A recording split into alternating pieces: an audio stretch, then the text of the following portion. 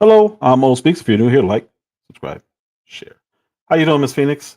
So today I'm going to be talking about Officer Brandon Tatum, and I'm going to cover a couple of his recent live streams. I was going to approach it differently, so now it's going to be more of an appeal. I know he's probably not going to see this. Hopefully, he does. I'm going to make an appeal to him about how he's handling his presentation lately. He seems to be more hostile. He seems to be annoyed, angry. Um, I'm sure there are reasons for that, but it all stems from seemingly his takes on Israel, and it appears that he's feeling pressure. I could be wrong. I don't know. I don't know him personally, but I've been watching him and I've been watching Candace Owens since they both came out in the public. Since TPUSA started, I've been watching them both. I'm an OG in this whole black conservative thing. It's been 2.5 decades of me doing this, being called every name in the book, being called a sellout, being called a coon, being called a traitor to my race, all this other stuff. So when I saw two younger people doing it, I was impressed. I'm like, okay. And I've been following them ever since. And again, the approach is going to be different. So I'm not going to treat him like I did. I don't know if you guys saw my video on Steven Crowder, or if you saw my live streams on April Chapman. I'm not going to do him like that. I'm going to prove him wrong on a lot of stuff. But I'm not going to do it in that way. I'm going to be as respectful as I possibly can, because I respect what he's done to this point. I respect how far he's come, and that he's dedicated to this whole content creator thing. Way more dedicated than I was, and I'm kind of just now coming around. I don't put out content as much as he does. How you doing, Sheriff? So what I want to do is cover this video, and I think it's going to speak for itself. But he's getting into arguments that I don't think are necessary for him to get into, and he seems to be trying to prove himself. And again, I don't know what that is. I don't know where it's coming from, but it's more recent that I can't even watch like full videos of his anymore. And I used to watch pretty much everything that he did. And he's now throwing shots at Candace Owens, and I'm like, oh, come on, dude, what are you doing? You called her your sister. And I don't know if they've spoken offline or not. I would hope that they have, or that he does that instead of doing a YouTube beef. It's not productive. It's going to divide your own base. He's already said things about not even content creators. He's already said things about personalities like Ian Carroll, called him an anti-Semite. He's called Tucker Carlson an anti-Semite. So I'm assuming he believes that Candace Owens is an anti-Semite. Disagreement does not mean hatred. It does not mean a dislike at all. And you may not disagree as much as you think you do, but when you start calling names, you immediately lose. It took me a long time to learn that.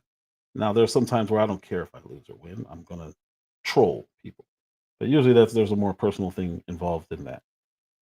I've been online harassing people, annoying people, debating people. I've gone away from the debating thing because I realized my motive was to win, not to learn or convince even.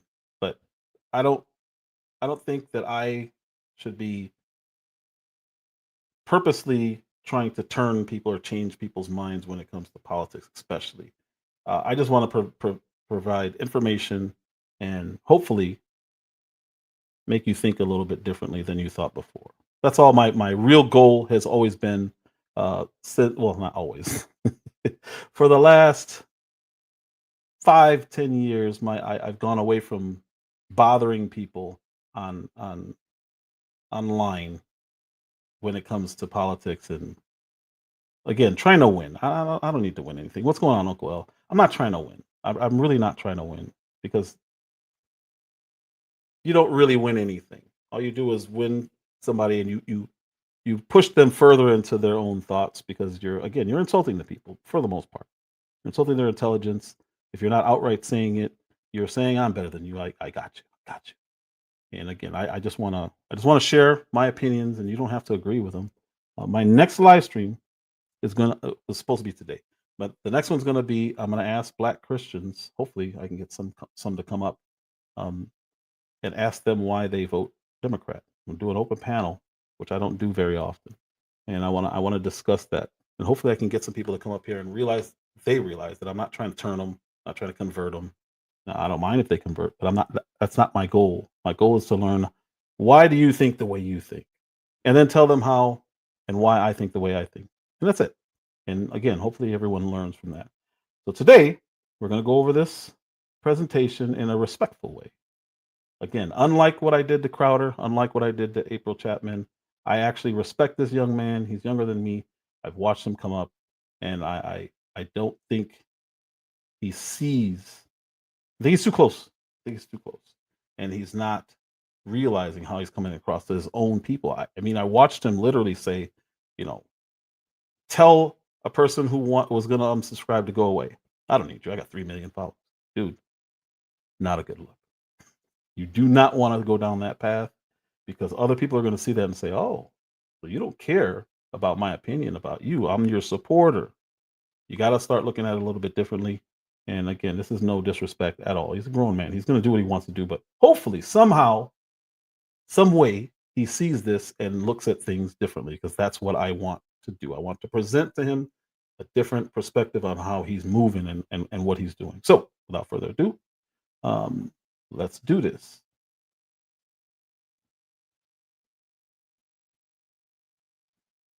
And said Charlie Kirk was not shot by a human, that he was shot by a drone. He also got on there and said Erica Kirk is making up her emotions about her husband and she's faking it. Erica Kirk is faking it, is what he said. And one of the stupid things he said was Charlie Kirk was shot by a drone. Now, how in the are you going to get shot by a drone and somehow it got a suppress on it and nobody saw it? Like it don't need to be that crazy. Somebody's a nut. They nutty. And they wanted to take Charlie Kirk's life. And that's exactly what the guy did. And we got plethora of evidence that guy did it. If there's some nuances, then there's nuances to it. We'll find out in court. But the man was caught red-handed shooting Charlie Kirk in the neck from that building. 100% false. The man was not caught red-handed. It took 33 hours to find the person. He still has not told the police that he did it. He hasn't confessed anything. We're told that his father said that he confessed and he's turning him in. So you're wrong. He was not caught red-handed. I don't even know why you would say that. So do I believe what this other guy's saying on any of those claims? No. But do you have to insult the guy? So this is what started their whole little beef back and forth. This guy criticized Brandon Tatum, said he doesn't know what he's talking about. And now we have an online beef. Some people, that's okay to do on their channels. They invite that. But when you're at the level where you have 3-4 million followers, why are you beefing with somebody who is not on that level? You're punching down, and I don't understand why he would do that. I genuinely don't understand why he would do that. It's almost as if he's trying to prove. I don't even know what he's trying to prove. I don't even want to speculate. What's going on, Henry? So the kid was not caught red-handed. And I'm going to point out why these conspiracies are coming, because it's not anyone's fault that they're speculating. It really isn't. So you don't have to agree with a drone shot. Okay. I don't believe it. I think it's nonsense, actually. But what I'm not going to do is insult the guy because he thinks that. He wouldn't be thinking that if the government were straightforward with what happened to Charlie Kirk.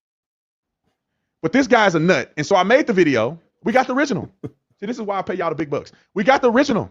Let me play what I said first, and then I'm going to play his rebuttal. This guy didn't even rebut nothing that I said.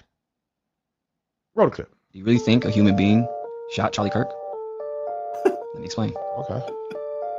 There's a muzzle flash behind him. Time out. Hold on. Okay. A camera does not have a frame rate to catch a muzzle flash. Maybe, but you're talking about almost an impossibility that your frame rate on your camera, on your amateur phone, will catch a muzzle flash. Let me finish, Nick. Let me finish. Sorry. And that wound is an exit wound. It's an exit wound. Not an entry wound. He got shot from behind. Shot from behind. Okay. He got shot by a drone, not a human being. You're going to leave this whole thing, even if you got Core Horse to do it, and whoever's behind, the killer, 22-year-old kid, to leave it all to you, who's not a killer, never killed anybody before, to take him out? No. Lone gunman? Absolutely not.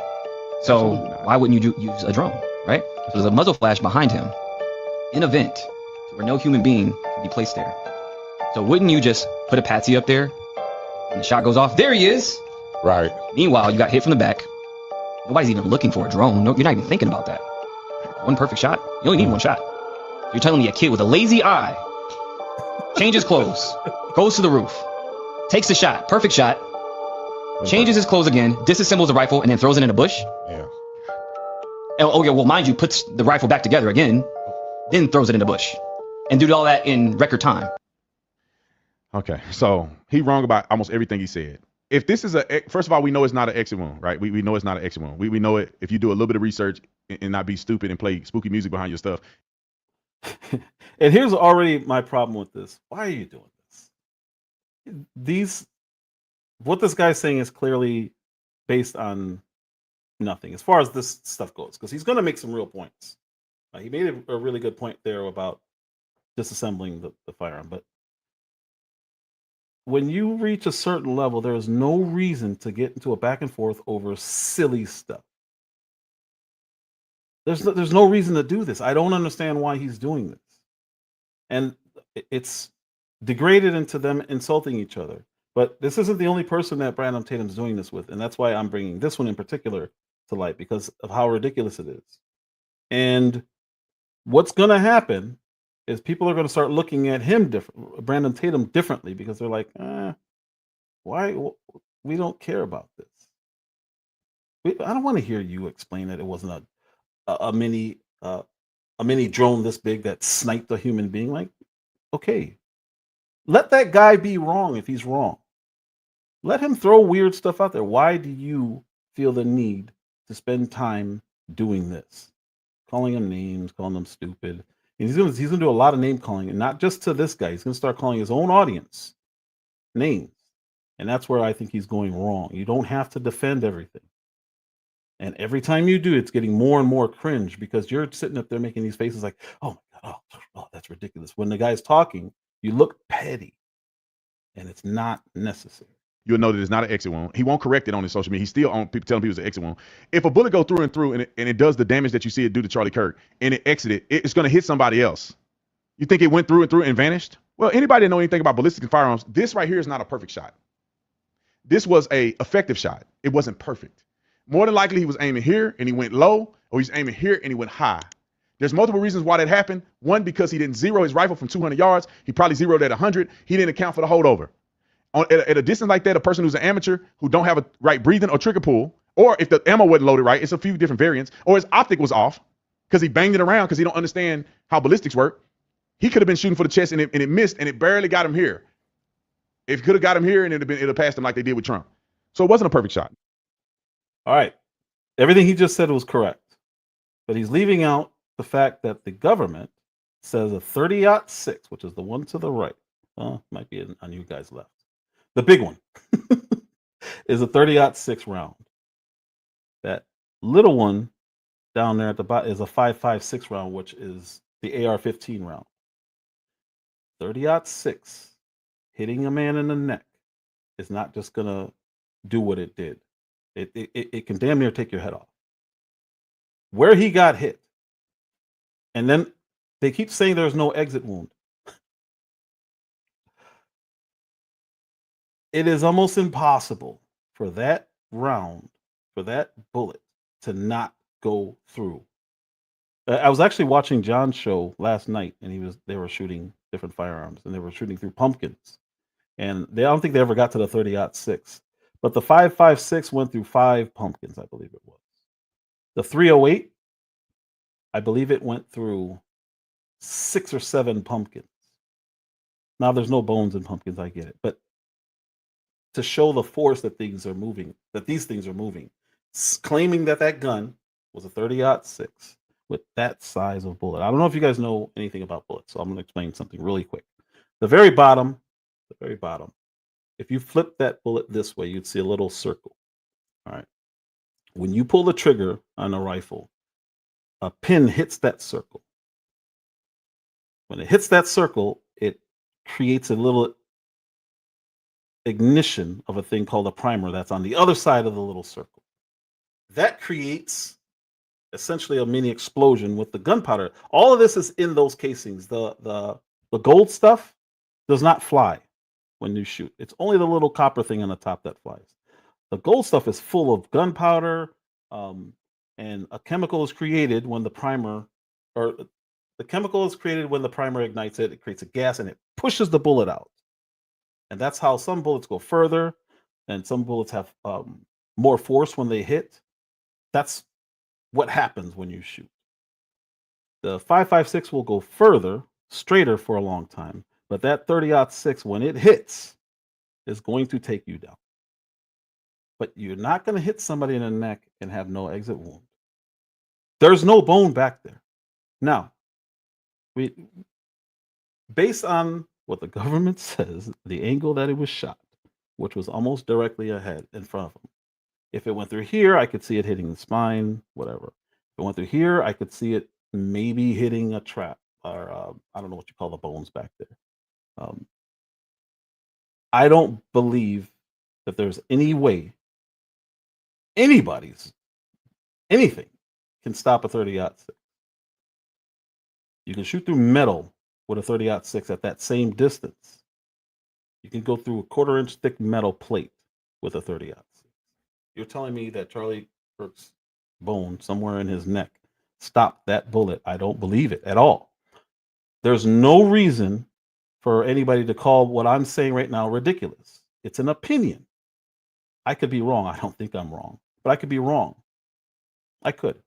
Now, the guy saying that it's a 30-06 or that it's a drone, whatever, he's only saying that because the government told us that giant round, that 30-06, filled with all that gunpowder, is what was used to unalive Charlie Kirk. Nobody would be coming up with conspiracy theories if the government was just being upfront with us. There's no way that round is what was used. There's no way. Anyway, there are several issues with this whole thing, and that's just one of them. But you can't blame people for coming up with conspiracies. They're not going to do that if you're upfront and transparent with them on what's going on. If a family member gets unalived and the police won't give you information, you're going to start to speculate. You're going to try to find out what's going on for yourself. It's the natural thing to do. But to assume everybody who asks questions is dumb, stupid, a grifter, which is what Tatum's essentially going to start saying, it's not cool. Because I'm not dumb. I know everything he just said and probably more. You're insulting me, an actual supporter who's watched pretty much everything you've done since you came out with TPUSA in 2015, 2016, whenever you guys came out. I was already in this. You can't insult me and call me dumb for disagreeing. That's what liberals do. That's what the left does. You're better than me. It's the only reason why I'm not going in on you right now. I don't see you as a scumbag like Steven Crowder. I don't see you as an opportunist weirdo like April Chapman. I haven't seen you move this way before, which is why I feel I just literally pushed a whole different live stream just to talk about this. I don't have a huge following, but when I plan to put something on, I put it out. I don't like how you're being dismissive with other people's opinions, even if they're stupid opinions. Let them be stupid. You don't have to do this.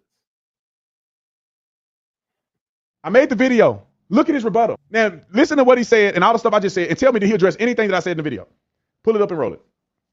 And that wound's an exit wound. Exit wound.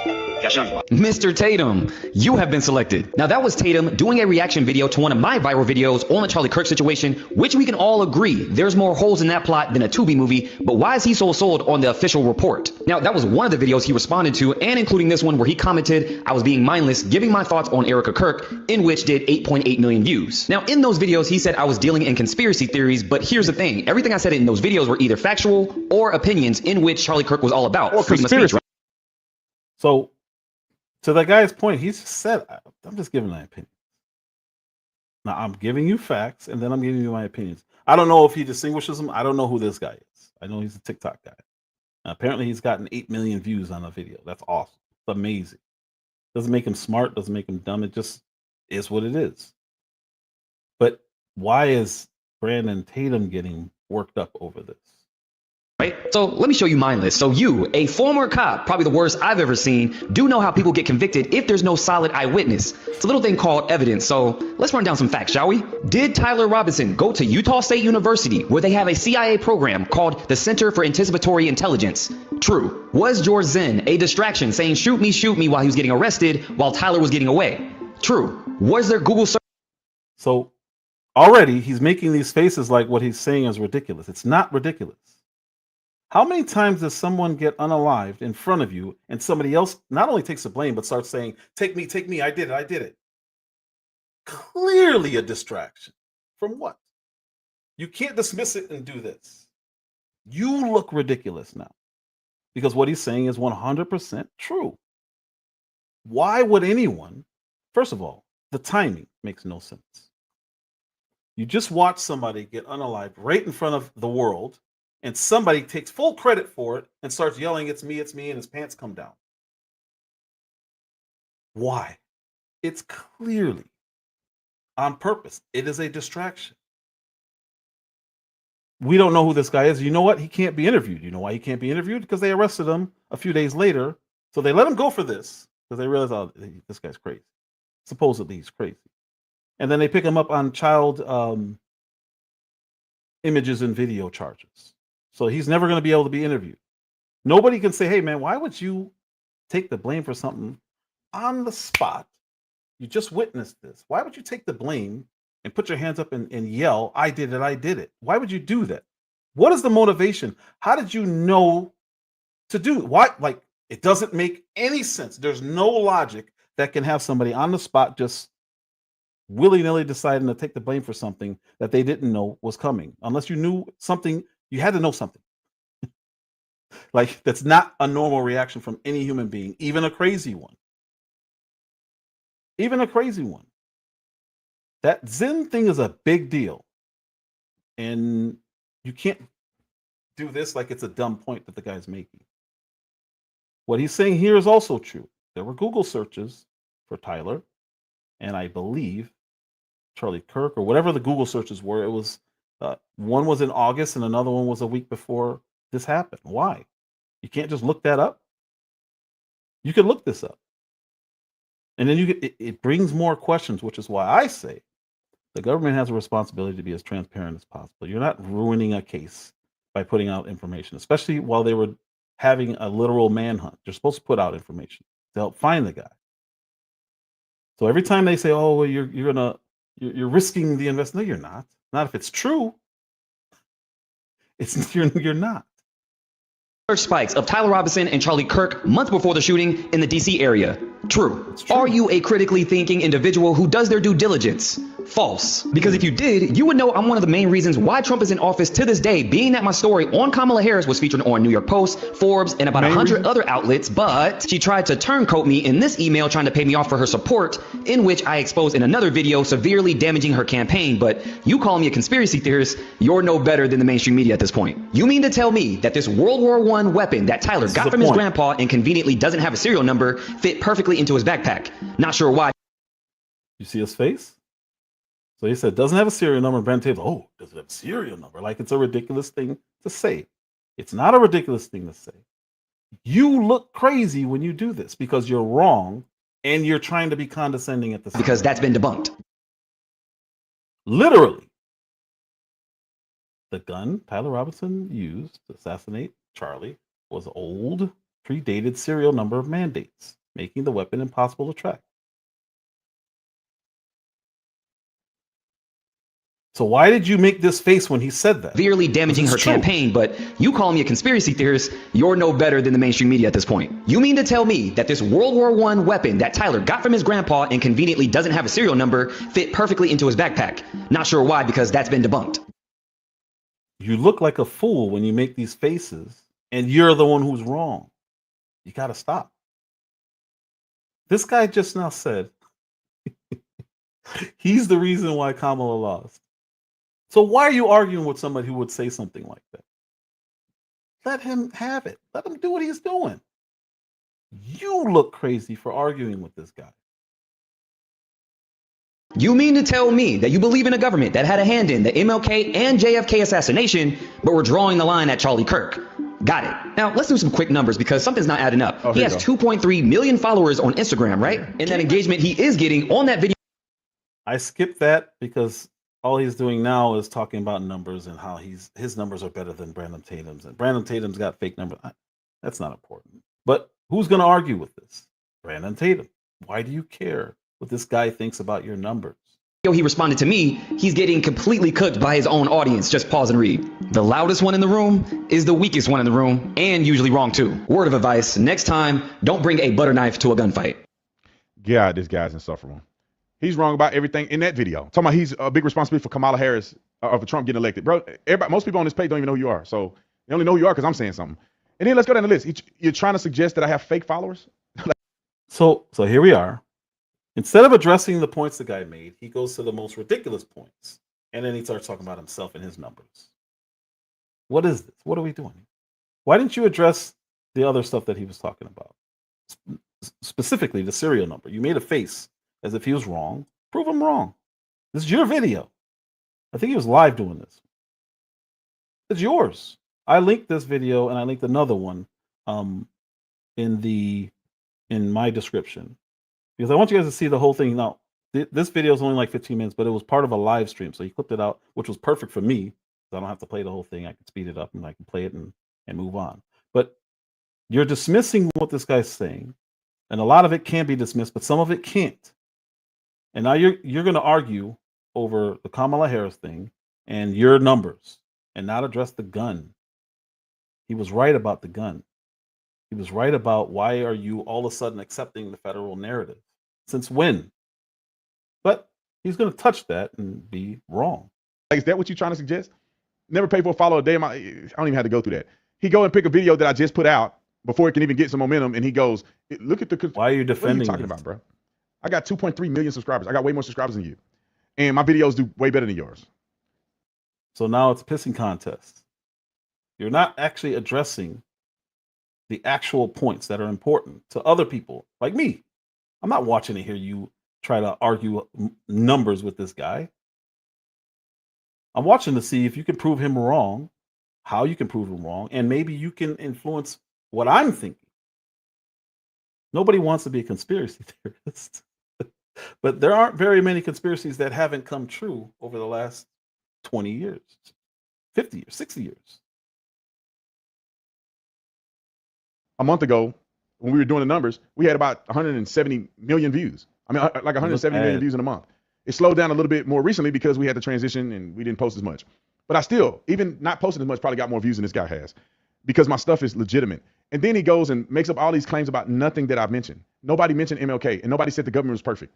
But just because the government, who nobody in the government right now was alive or serving in the government when MLK happened. No one that's serving in the intelligence agencies that I know of or in the FBI that's in leadership position, that's over investigations, we're investigating back then. So how in the F are you going to try to act like the people then are the same people today? We got a different administration in office. So did James Comey, Brennan, Clapper, and every three-letter agency not conspire against our president 6 years ago? 5, 6 years ago? Actually, no, it was longer than that. From 2015 on, they literally conspired to get this man put in prison. He literally got shot. And you're saying, oh, that just happened a long time ago. We have to trust the government now. Trump's the boss. He was their boss too.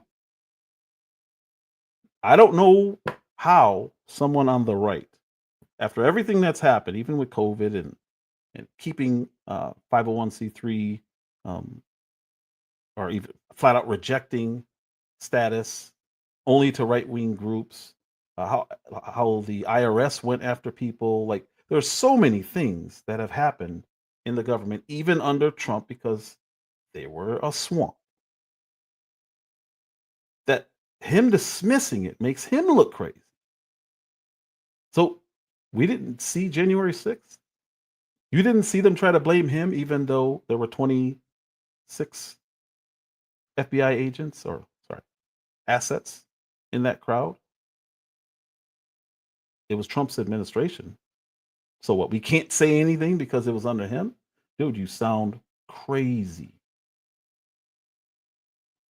And then also, why are you so confident about Charlie Kirk? Because they have overwhelming evidence. I don't know how people are missing this. I literally want Dan Bongino to come on the show because he can't talk about the thing, but he can talk about the protocol for FBI. They have overwhelming evidence that Protocol this for kid did FBI. it. Over 50 intelligence professionals claimed that Donald Trump colluded with Russia to overturn an election. And that's how he became the president. 50. They signed and they gave it to Joe Biden to use in a debate. So why is he acting like this is so ridiculous to say, I don't trust the feds? Our entire country was founded on not trusting government. That's why we have the First and Second Amendments. He sounds crazy. I have total confidence that the FISA process was followed and that the entire case was handled in a thoughtful, responsible way by DOJ and the FBI. We identified significant inaccuracies and omissions in each of the 4 applications. 7 in the first application and a total of 17 by the final renewal application. 17 significant errors in the FISA process, and you say that it was handled in a thoughtful and appropriate way. Yeah, he's right. I was wrong. I was overconfident in the procedures that the FBI and Justice had built over 20 years. Overwhelming. So he said he wants to bring Dan Bongino to talk about those same procedures. They haven't changed. Comey was under Trump when all this was happening. It was the Trump administration. So where do you get the confidence to say, I wish I could have done Dan Bongino so he could show you guys the procedures that the FBI uses? Okay. And? About Charlie Kirk, because they have overwhelming evidence. Overwhelming evidence. I don't know how people are missing this. I literally want Dan Bongino to come on the show because he can't talk about the thing, but he can talk about the protocol for FBI. They have overwhelming evidence that this kid did it. Okay. This is James Total Comey, confidence that FBI the head. FISA process was followed and that the entire case was handled in a thoughtful, responsible way by DOJ and the FBI. We identified significant inaccuracies and omissions in each of the 4 applications. 7 in the first application and a total of 17 by the final renewal application. 17 significant errors in the FISA process, and you say that it was handled in a thoughtful and appropriate way. Yeah, he's right. I was wrong. I was overconfident in the procedures that the FBI and Justice had built over 20 years. Overwhelming, enough to gain probable cause to arrest him and indict him. They're going to trial. James Comey had overwhelming evidence, and it turns out it was all fake. It was wrong. And they went back, I think 3 or 4 more times to get those same warrants to spy on the president, to look into the president. It was all based on a lie. Overwhelming evidence means nothing. You're innocent until proven guilty. I don't want to hear they have overwhelming evidence on this kid. You don't know that. You're just saying what the government said. There was overwhelming evidence of Russia collusion. As a matter of fact, 50 agency heads, past and present at the time, said that there was overwhelming. Now, this is clear evidence. Remember the laptop story? Remember Hunter Biden's laptop? They all said it was, that's not real. Until we find out it's real. Y'all are listening to too many conspiracy theorists who are online asking questions. No, they're not. They're making statements and confusing people that's not even real. That fool still think he broke the gun down. The FBI determined that he didn't take the gun apart. You can see it on. Listen to what he's saying. I'm gonna go back just a little, just so you can hear his position and the confidence that he's speaking with. Where did this fool get this information from? Where did he get this from? Asking questions. No, they're not. They're making statements and confusing people that's not even real. That fool still think he broke the gun down. The FBI determined that he didn't take the gun apart. You can see it on the video, him carrying the gun off the building. We have a couple of bits of more information about what they found. Now, Nick described that they found the bolt-action rifle near that building, not far from that building. It appears, investigators believe, that the suspect ran away from the scene, threw the rifle down. It was there was a towel there. And they also found a screwdriver, which they believe indicates that perhaps the suspect used it to disassemble, take the stock off the rifle to try to conceal it. Right? That is a very common thing. We've seen this done in other instances. For instance, the shooter in Butler, the one who shot at President Trump, tried to assassinate President Trump. It's very common, and so it is possible that this person used that to try to disassemble and then put it together when he was on the roof. Again, this is a working theory of the investigators. They also found the ammunition. They found the firearm. They found some ammunition inside the rifle and also nearby, which had some writings. DNA on. Okay, so where did he get that idea from, Officer Tatum? Did he just make it up? Why is he a fool for listening to the FBI? That was their theory. It wasn't his. He didn't make it up. So you're insulting a man for believing the FBI while telling everybody to believe the FBI. If you're going to do what you're doing, you need to be right. There's no room for error, because it starts. What's going to happen now is people are going to start looking at you differently. Like, is he part of this conspiracy? Why is he covering for the feds? He knows the feds said this, and he's pretending to not know. Or you didn't know that the theory came from the feds. Either way, it makes you look bad. This is not a good look. It is cringe watching you call somebody a fool for believing the feds when you are telling everybody to believe the feds. Overwhelming evidence. It's their theory. Most of these conspiracies are coming from federal government theories or the Utah PD, whoever's handling it. It's both of them handling it. That's where these conspiracy theories are coming from. There's people saying, no, this can't be. There's no way he broke it down. So what does the federal government do? Well, no, yeah, maybe he didn't break it down. And you're calling him a fool for saying that he didn't break it down. He's agreeing with the federal government, who was wrong and speculating, and they put that out there. So is he a fool? This is why you shouldn't be getting involved in this kind of stuff, because when you're wrong, you're looking crazy. On the trigger. DNA on the ammo. Eyewitnesses that saw him, eyewitnesses, or at least the video camera saw him go up the stairs and enter the thing. Eyewitness, his parents are saying that was him on the film. What's funny about the DNA, why wouldn't there be DNA on the rifle if it's his grandfather's rifle and he's shot it before? That doesn't have anything to do with what happened here. That's not proof of anything. That's not proof of anything. The etching, I don't believe any of that. I don't believe he etched these meme phrases on bullets. It makes no sense to me. But why did he have a screwdriver? Is that what he was using to etch them with? I don't know. But it's okay to say I don't know. What's not okay is to laugh or insult people who say I don't know, because you don't know. You're calling it ridiculous while saying ridiculous things. You sound crazy. He has not admitted to anything. You're going 100% off of what the federal government has told you. And what I learned, when I learned about Martin Luther King, what I learned is there's a lot more there than you think. And there is way more room for actual conspiracies than not. And I will not just accept what the federal government's telling me if it doesn't make sense. If it makes sense, I'll go with it.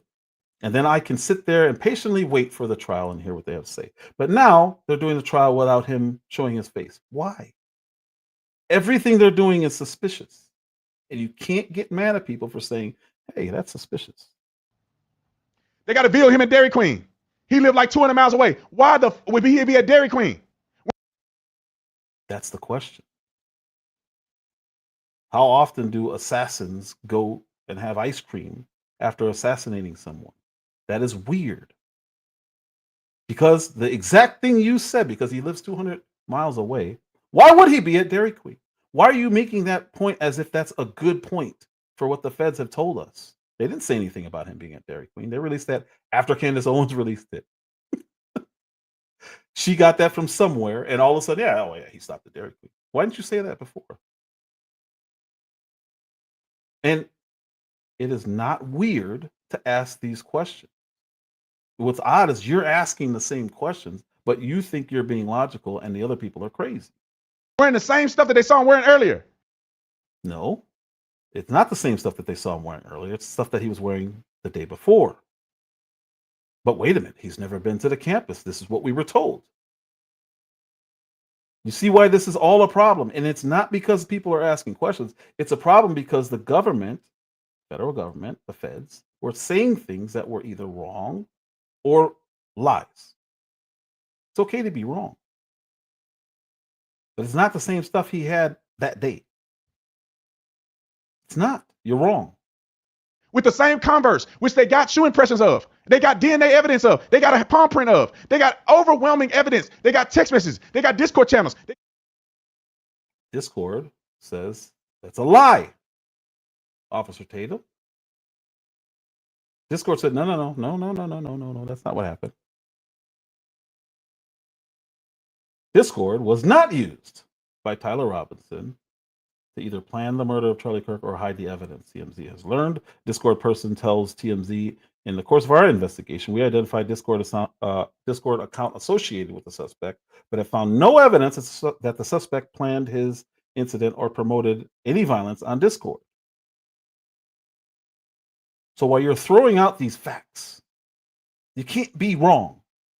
Statement goes on, the messages referenced in the recent reporting about planning details do not appear to be Discord messages. They were text messages. But that's not how the chief of police or whatever he is, that's not how he presented it. He was wrong. So instead of saying, man, that dude's a fool, maybe I need to question this, you're saying, don't believe what he said. These were communications between the suspect's roommate and a friend after the shooting. Who's the third person? Have we heard anything about the third person? Apparently, there's a woman that several people saw him with right after the shooting. Where's she? Do we know anything about her? It's not listed in the paperwork. He did a whole live on the federal indictment, or all the paperwork, and all the evidence that the government said that they have. Those things aren't mentioned. I watched it. The roommate was recounting the contents of a note the suspect had left elsewhere. And that's not how it was presented to us. They got confessions from his mom and his dad and the police officer next door that was retired. What are you saying? It's not a confession. They didn't do anything. It's not a confession. Words matter. They gave an account of what they believe happened. They believe that their son did it based on blurry pictures. I don't know what pictures they were looking at and how they came to it, because the government never released clear pictures of them. They never did. But they believed it was him. Oh, crap. That might be Tyler or whatever his name. And they gave that information to the police. That's not a confession. What are you talking about, dude? You're so desperate to make this open and shut and clear that you're sounding crazy. What's going on, Lester? What are y'all saying? It don't matter what the government did 100 years ago. It doesn't matter what the government did. You got to take every situation that the government has done and you got to break it down element by element and see if they lied or not. I agree. So all of the proposed things that he put in quotations were incorrect. They were wrong. But the government are the ones who put it out there. So I agree with what you just said. We do got to break it down, but you seem to not want us to do that. You have a problem with it. Why? How can we break things down by element if you're calling all questions the stupidest thing ever, conspiracies, or monetary motives? You're a grifter. You didn't know, Charlie. You start arguing from authority. It's not a good look. It really isn't. You can't just say because they lied one time 40, 50, 60 years ago that they got to be lying today. This is the stupidest thing ever. Stupidest thing ever. Who made the point that because the government lied 40, 50, 60 years ago that we shouldn't trust the federal government? I just gave you instances of during Trump's last presidency, during the Biden administration's presidency, that the FBI makes up stuff and they're corrupt. Trump literally ran on that. But now all of a sudden, we're talking about Martin Luther King and JFK. That has no relevancy now. There was just another attempt on Trump's life. That's 3 in less than just over a calendar year, and you're acting like that doesn't mean anything. We just have to trust him. He's the president right now, and they just tried to unalive him again. It's the federal government. It's his administration. If you say anything about his administration, you're talking about him. No, you're talking about exactly who you're talking about. This is TMZ's report, and I want you guys to listen closely because all of the conspiracies are coming from them. Learned a lot about some of the communications that he had with family members that concerned family members. And his anger toward Charlie Kirk. Anger that he openly displayed toward Charlie Kirk. And also things that he did after the shooting that are really puzzling, which we're going to get into. His communications with his roommate about the rifle that he allegedly used to kill Charlie Kirk. It's all very puzzling. And, you know, we got this video late yesterday. Here's what's interesting. They're calling it puzzling. Are they conspiracy theorists? Because they think that the behavior was weird and the story is weird? Or are they doing what everybody else is doing and saying, that doesn't make sense? Why would he do that? That's weird. Those text messages don't make any sense at all. None. Not for anybody his age. Not for anyone's age. Where you see him actually walking to the campus. He's 3 minutes away when this ring video was shot, and you see him limping there. It looks That's not like an injury. Yeah, that he had the rifle down one of his pant legs. And then I think so relevant that 6 minutes after the shooting, we got this video from a ring camera, and this is apparently Tyler running from the going scene. back now in the other direction, Now you're away gonna, from campus. and you're going to see he's not going to have that limp, which means he lost the gun right around there. Okay. Why do you have the screwdriver again? What was the point of the screwdriver? There's nothing wrong with asking these questions. They brought it up. I thought he retrieved the rifle from somewhere. Everything happened the same day? 6 minutes before, 6 minutes after, or whatever it was? It all happened the same day? I thought he scoped the place out the day before. This is what the federal government said. So me questioning what they said is not a conspiracy theory. I'm saying, wait a minute. Why even bring up a screwdriver? If he didn't disassemble the rifle, if he's carrying a rifle like that in his pants, why would you guys even say he tried to disassemble it with a screwdriver? They posed that. No one made that up.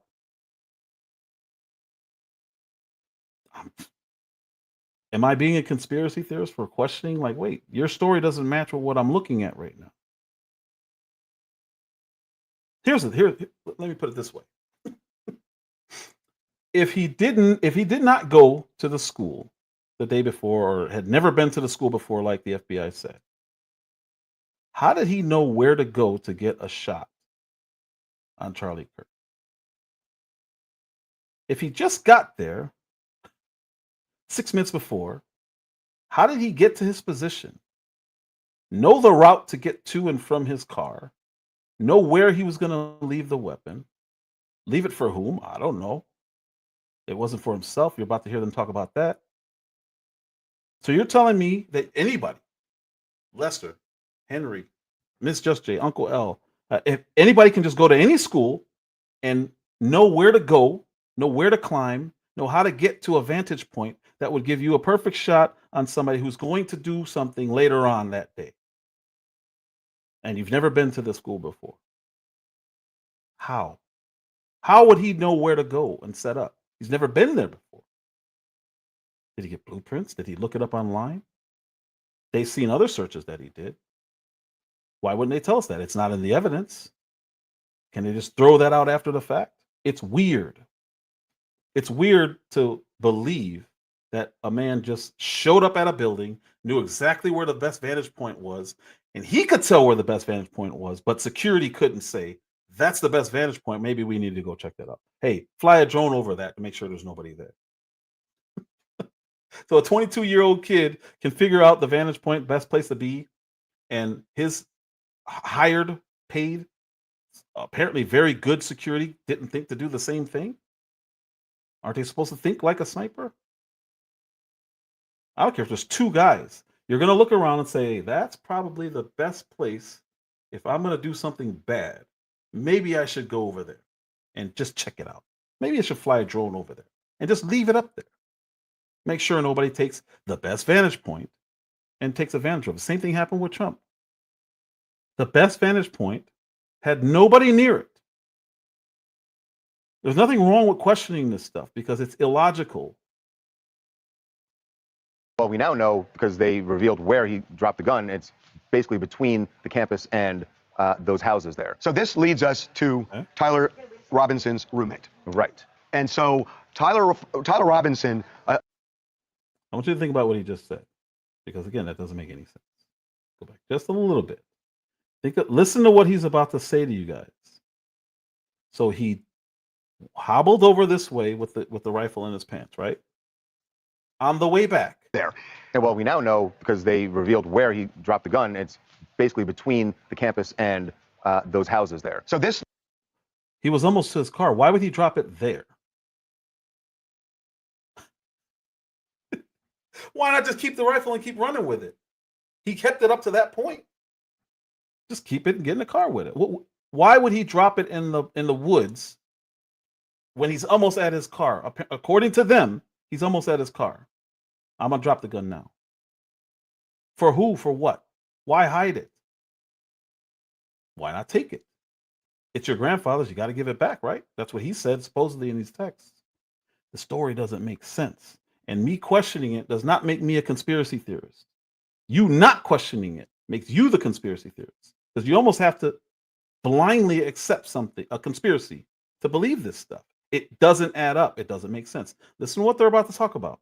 Leads us to Tyler Robinson's roommate. Right. And so Tyler Robinson allegedly confessed to his dad, would not turn himself in. His dad told a youth pastor. The youth pastor called police. Then the police came, they arrested him, and they interviewed his roommate. Right. And Tyler's roommate said something to investigators about a joke. That's a quote. They said that the roommate said to them that Robinson had made a joke on Discord on the chat platform. Okay. And this is a little why he described it as a joke, but this is Governor Spencer Cox explaining these messages. Investigators identified an individual as the roommate of Robinson. Investigators interviewed that roommate, who stated that his roommate, referring to Robinson, made a joke on Discord. The content of these messages included messages affiliated with the contact Tyler, stating a need to retrieve a rifle from a drop point, leaving the rifle in a bush, messages related to visually watching the area where a rifle was left, and a message referring to having left the rifle wrapped in a towel. The message. Okay, already there's a problem. Why would you drop the rifle if you're trying to get out of there, but then stay and stare at the rifle? It's stupid. It makes absolutely no sense. This is the story that they're putting out. The sheriff or chief or Utah FBI, whoever he is, his story makes no sense. Governor, I don't know who this guy is. But you just now told me that Tyler hobbled through this neighborhood, did what he came to do, and then ran back halfway with his firearm, then hid it in the woods, went to his car, and then stared at the gun. And we're supposed to just say, oh, yeah, that makes perfect sense. This is their timeline. It doesn't add up. So, Brandon Tatum, you cannot dismiss obvious questions. What you're saying is that you believe this story, but the story does not make any sense. No human being does what they're saying he did. And you want to say he's crazy? Okay, well, I heard he's pretty smart. Got scholarships to school, 4.0. So maybe he snapped. Okay. Does that make you stupid all of a sudden? This wasn't like you can't say this wasn't planned out. So you're saying that any logical human being, their plan is going to be, I'm going to hobble over here with the gun. I'm going to run. I'm going to jump off a building with the gun. I'm going to run with the gun to a certain extent. Then I'm going to wrap it in a towel and throw it in the woods. Then I'm going to go back to my car and then I'm going to stare there. I'm going to sit there and just stare at the gun and make sure no one sees it. Or you could have just took it with you. It's not a 30-06. I can tell you that much. It would have went through his neck and maybe took his whole, I ain't get graphic. It would have done real damage. Messages also refer to engraving bullets and a mention of a scope and the rifle being unique. Messages from the contact, Tyler, also mentioned that he had changed outfits. So this is the part that I'm still having a problem with. Like you said, it doesn't sound like any kind of a joke. But the big thing is, it sounds like these messages on the surface were designed that he is somehow asking people to retrieve and then get rid of the evidence, the rifle. Right. And he's saying there's a need to get this rifle wrapped in a towel, which it was, in the bushes, which it was. So then you start thinking, was somebody else in on this? Was somebody else in on it that he was relying on to get rid of the evidence? At this stage, are they conspiracy theorists? Or are they asking logical questions? Why would he detail everything? So you have this master plan nobody knows about, not even your roommate. Well, he did joke about it. That's what the roommate said. Then he started sending me all these texts detailing everything that he did and leaving a clear, overwhelming evidence against himself. And furthermore, he's going to be dumb enough to leave his fingerprints on the actual shell casings that he did, the unspent rounds. Obviously, they're going to be on the gun, because why would you take your gun back and keep the gun? You might as well throw it in the woods with these shavings, or with these spent round or unspent rounds that you etched. You took the time to do that, but you couldn't take them. But you can put them in your pocket. They're not hot. They weren't spent. This is insanity. Anyone who believes this needs to reconsider their analytical skills. But to insult people for saying, well, this doesn't make sense. I thought he was smart. By all accounts, he's a smart kid. He did something really, really dumb. But you're not going to tell me he didn't plan it out, because we know he did. Everything was planned out. Until what? Until after he did what he did? Then all of a sudden he becomes the biggest moron? Yeah, this sounds like the worst. It's really the worst unaliving attempt I've ever seen. But he succeeded, and then openly gave detailed information that implicates him and only him. What's smart about that? The investigators say no, they do not believe that the roommate or anybody else was involved here. But isn't it puzzling? It's puzzling that he's sharing that Tyler Robinson is sharing this information with someone and saying they're in the bushes. Giving there are bushes all over the place. roadmap to basically find the evidence that is going to do him in. It almost sounds like he wanted to be captured at that point, but or he was relying on somebody, because he was so vague about where bushes. You know, that somebody knew that you can find a towel in a certain bush, and you're going to be able to find the rifle and get right across the street from the campus. Doesn't seem like a... Now that makes sense. When he started leaving those text messages to his boyfriend was supposed to tell somebody. Or maybe he was sending it to somebody else. We now know that that wasn't put in Discord. It was sent directly to his boyfriend. Why would he say that there's a need to pick this up? Somebody has to retrieve the rifle. It's in the bushes. If the guy doesn't even know what he's talking about. According to the boyfriend, he didn't know anything was going to happen. So why is he saying that it's in a towel in a bush waiting to be retrieved? By who? These are logical questions. It's not conspiracy. By who? Who's supposed to retrieve it? Him? Then why leave it? If you're going to come back for the weapon and put it in your car anyway, why would you leave it in the first place? You were almost to your car. He was almost to his car. We just saw him run across. He left it supposedly right back there in the bushes. All right. So why not just take it all the way to the car? Why drop it and then sit there and stare at it? Unless someone else was supposed to pick it up. Okay, who else? You guys haven't said anything. It's not in the indictment. Who else do you have in mind here? And why would he be texting that to the boyfriend? They have his phone, and nobody else. The story is bad. It wasn't very well thought out. But I'd like the truth. And when people ask these questions and try to find the proof, you can't insult them.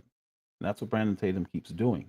Statement that would just exist by itself, right? Like it seems like something else would have been said prior. Right. That's exactly. Why are you going to tell someone, just go pick up a rifle right across from the campus where they know that this murder is happening? But we should say, we want to be really clear. They have not in any way implicated the roommate. No, they have said that they believe. Yeah, but I mean, he wasn't specific. He wasn't specific, Tyler, and he sounds mentally ill to me. Maybe he just sent in any commits. I mean, this guy. Well, I don't think they've evaluated that yet. No. But Well, I mean, he just I don't think we should discount the fact that he wanted. They say this, FBI profilers say this about people who commit assassinations, and they may run at first, but they know that being captured is how their message gets out, right? And well, he left a message on the inscription of the cartridges, and there have been plenty of people who try to get away. So I don't know that we know that so far. Yeah. It's just odd. So there's conspiracies that. And if he wanted to be caught, why hasn't he admitted it yet? He still hasn't answered a plea. Why hasn't he said, yeah, I did it? He didn't want to be caught. Everything he did says he didn't want to be caught. He got caught because of very, very, very, very dumb decisions from, again, somebody who, by all accounts, is smart. You drop a gun and then just stare at it. And he tried to supposedly go back and get it. Why? Why would you go back and get it? You already had it. The story is really, really bad. That Mikey McCoy has something to do with Charlie Kirk's death. Not only retarded. Okay, so this is a whole nother, this is a different live, right? Mike McCoy, well, they're going to explain who it is. So I'm going to let you guys listen to him call people retarded because they see suspicious behavior and are calling into question somebody that he knows. So you have to be retarded. Why are you asking questions? There have been plenty of people who try to get away. So I don't know that we know that so far. Yeah. It's just odd. So there's conspiracies that Mikey McCoy has something to do with Charlie Kirk's death. Not only retarded people think this, but I still have to address it because people are spreading it on the internet, and in good faith and my loyalty to Turning Point USA and Charlie Kirk, I do want to make sure that his legacy don't get marred by. Whose legacy? Mikey McCoy's? Why do you care about his legacy? Why isn't he up here doing this? Why not have him come on your show and interview? Because what he did makes less sense than everything that that Tyler, what's his name, did. Tyler Robinson. What Mikey McCoy does makes absolutely no sense and is extremely suspicious. Am I saying he had something to do with it? No. I don't know. I don't know him. But because Officer Tatum has a connection to the guy, he feels he has to defend him.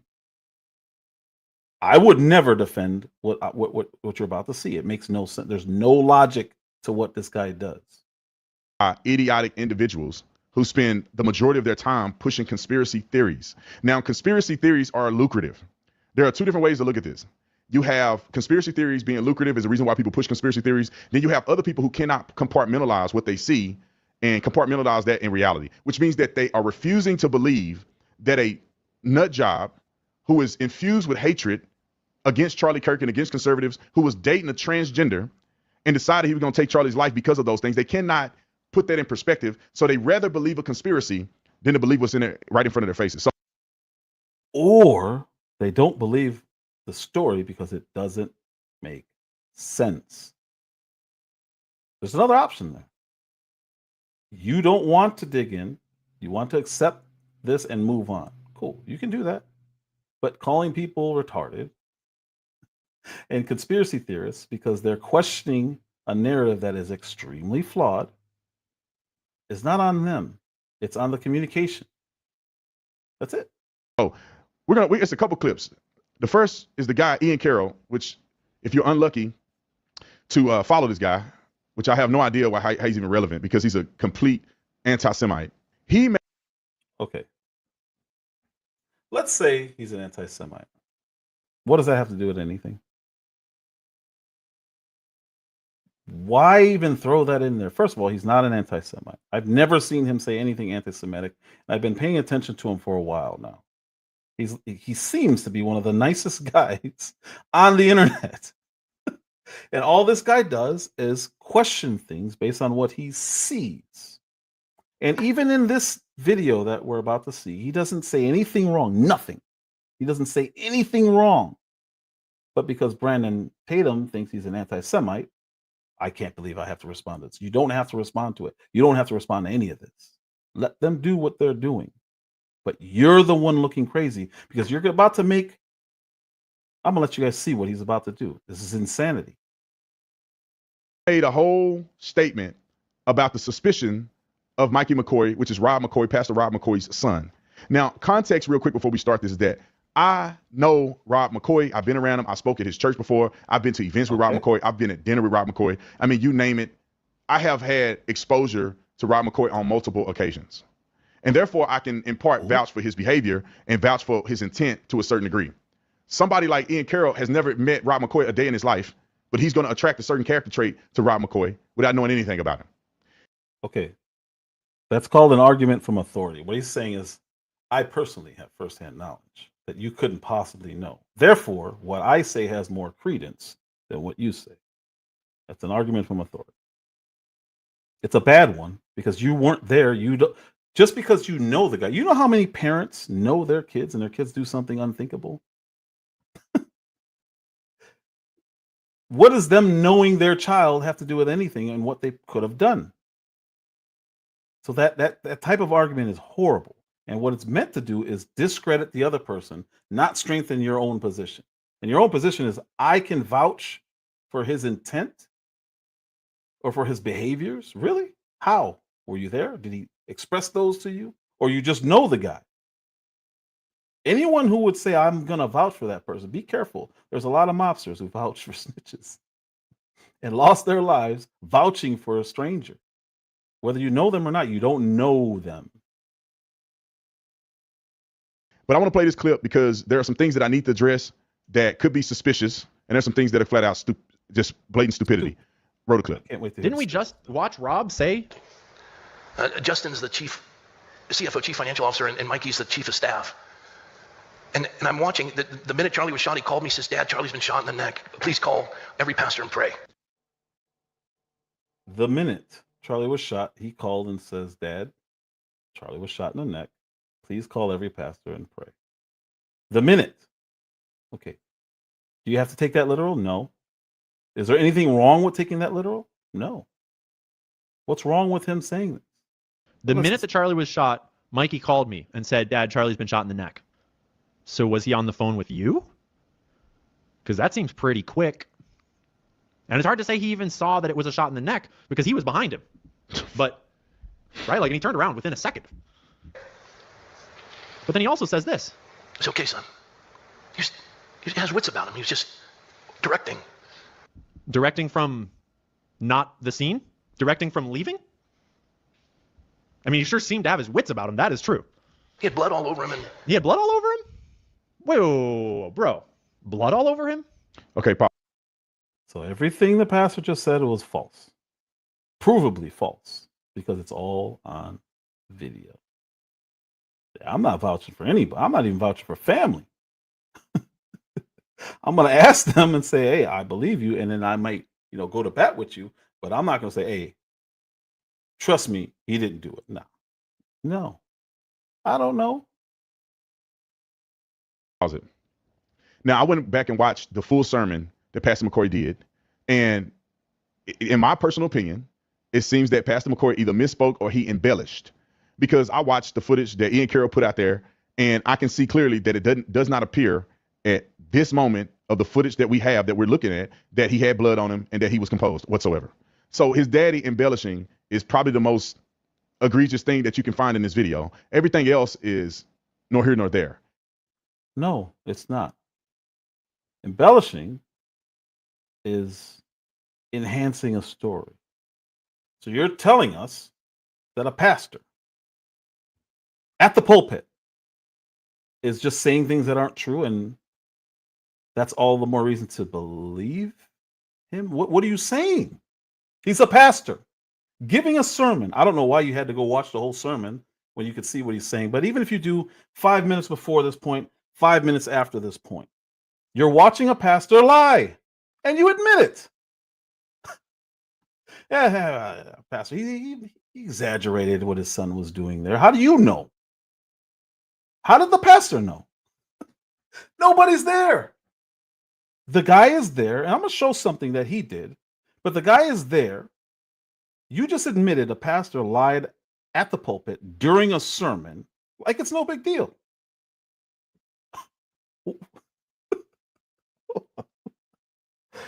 How do you do that with a straight face? Full sermon that Pastor McCoy did. And why? I don't know. In my personal opinion, it seems that Pastor McCoy either misspoke or he embellished. because I watched the footage that Ian Carroll put out there, and I can see clearly that it does not appear at this moment of the footage that we have that we're looking at that he had blood on him and that he was composed whatsoever. So his daddy embellishing is probably the most egregious thing that you can find in this video. Everything else is nor here nor there. It's pretty egregious to have a pastor during a sermon at the pulpit embellishing or misspeaking. How do you misspeak on everything that you say? His son didn't call you the minute after.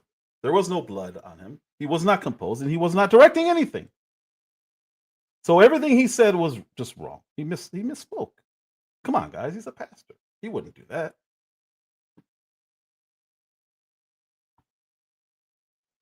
Sorry. Because Rob McCoy goes on in his sermon to mention that Frank Turek had blood all over him. And so I don't know if he spoke too fast, he misspoke, he was speaking of Frank Turek instead of his son, or he was just embellishing about his son, which is the reason why you don't embellish, because one day a video clip is going to come out and somebody like this idiot is going to try to point out something without showing the entire context. What context is needed? You just admitted that what the guy is saying, Ian is saying, is right. But he's an idiot and he's not giving full context. What context? He wasn't speaking fast. Yeah, he was speaking too fast. No, he wasn't. He was speaking very slowly, very concisely, being proud of his son and how he handled something, but he was wrong about everything he said. And he's a pastor during a sermon at the pulpit. You're excusing it. You're the conspiracy theorist right now. I need you to understand this, sir. You're the conspiracy theorist right now. You are making up scenarios to make this pastor look better than the lying person that he was at that moment, whether it's intentional or not. He's lying. I don't know how you can accidentally say the guy called me a minute after, my son was directing, my son was composed, he had blood all over him. All of it is wrong. But you, because you know them, want us to believe, yeah. Don't worry about the pastor lying. It's not big. This guy, now, this Ian Carroll guy, who does he think he is questioning that pastor? That's Charlie Kirk's pastor. Okay, so you can't question him when he lies? He said it. It's not a mistake. He wasn't speaking fast at all. And let's get to the rest of what he said, and then I can explain the rest. Roll it. I mean, I see a white ass shirt. What have you explained so far? You just made up stuff. You speculated more than Ian Carroll has. I could explain it away. Okay, that's you creating a conspiracy. That's what it is. You're speculating with no facts behind what you're saying. You're literally making it up as you go. Did he tell you any of this? Why didn't you just interview him? You're good friends with him. You're good friends with Mikey. So you would rather us come up here, put your own reputation online, because I'm telling you, you're looking crazy right now. Defending these people. You're literally defending a pastor lying to his own people. I can explain that. Really? Whatsoever. So his daddy embellishing is probably the most egregious thing that you can find in this video. Everything else is nor here nor there. Because Rob McCoy goes on in his sermon to mention that Frank Turek had blood all over him. And so I don't know if he spoke too fast, he misspoke, he was speaking of Frank Turek instead of his son, or he was just embellishing about his son, which is the reason why you don't embellish, because one day a video clip is going to come out and somebody like this idiot is going to try to point out something without showing the entire context. No, the reason you don't embellish is because it's not true. And you're a pastor giving a sermon at the pulpit. Why are you lying? You don't do it because you might get caught on video. Is that what you really believe? So the reason that a pastor shouldn't lie at the pulpit during a sermon is that it might come out on video that he's lying. That's the reason why you don't do it. What are you doing here? You're looking crazy. And let's get to the rest of what he said, and then I can explain the rest. Roll it. I mean, I see a white ass shirt, and we watched him walk away. I don't see any blood all over anyone. And I'm pretty sure that the only opportunity to get blood all over him was just loaded into the car while he was walking away on the phone. Okay, so Ian Carroll said nothing wrong. He was 100% accurate in everything that he said. Now, you guys haven't seen the video. He's going to show it.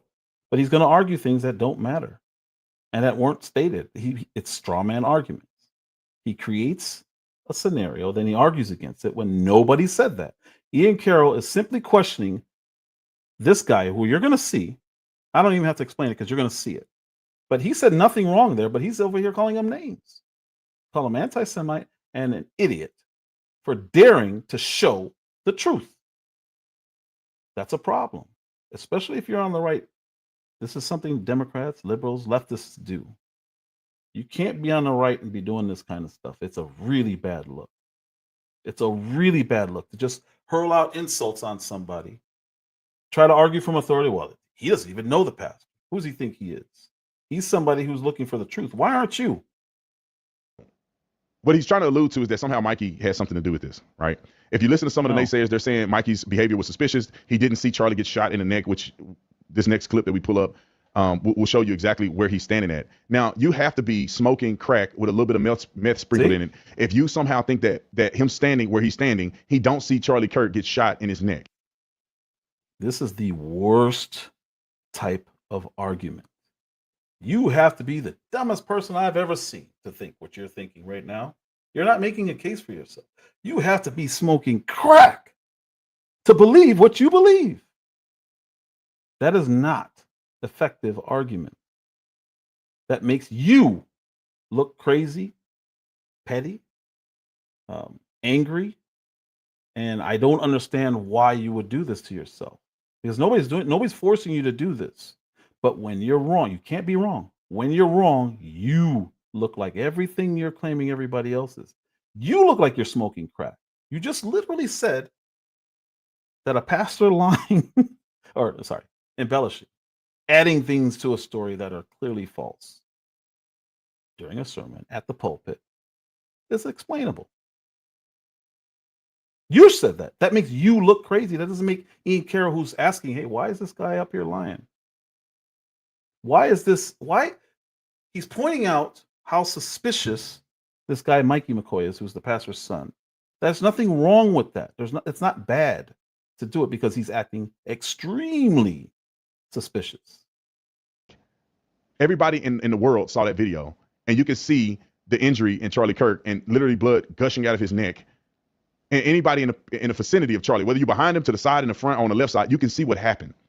Now let's watch Mikey real quick, and we're going to blur out Charlie getting shot, but let's watch Mikey real quick, and then we're going to go from there. Roll the clip, and you can read the text on the TV to see what they're trying to say that he was doing while this was happening. Roll the clip.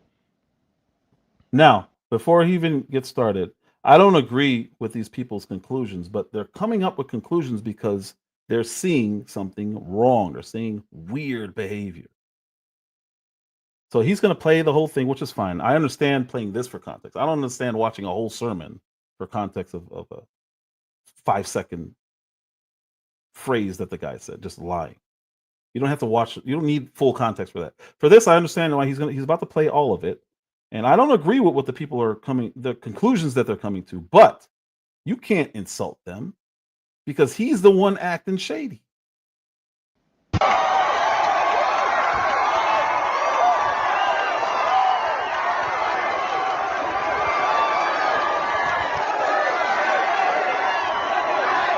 I still can't believe Charlie Brown. It's crazy, man.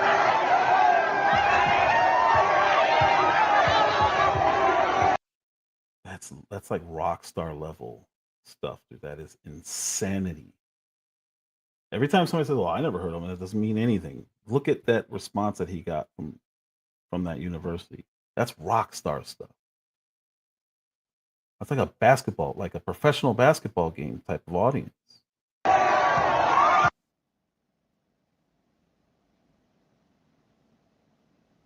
Literally his best friend, probably. Mikey was probably his best friend. Listen to how many times he says probably. If you have to say probably, it's not a fact. That's you guessing, just like the people who think differently than you. You can say probably. Yeah. His best friend, probably. He's a good guy, probably. They're accusing him of having something to do with his death. So, hold on. This is an officer. Dang, this thing keeps almost falling out of my ear. I'm sorry, I keep correcting it. Who's the first people, if you're married and you get unalived, who's the first suspect? your spouse. The first thing they have to do is rule out the closest person to you. Why? Are they just being evil? Are they being mean? No. That's the first thing you have to do. You know why? Because most of the time, the person who committed that crime is close to you. So this is not weird. This is not bad. So when he said, "Oh, they're literally blaming his friend," so if I get unalive, my wife is the first number one suspect, and vice versa. You know what I'll say? I understand you're doing your job. I don't say, "Oh, I can't believe you. You guys are looking at me." Now I might feel that way, but you have to understand just because you're close with somebody has nothing to do with it. You're more likely than not to be the person who did something. I can't believe he's his best friend. Literally his best friend, probably. Mikey was probably his best friend. Probably.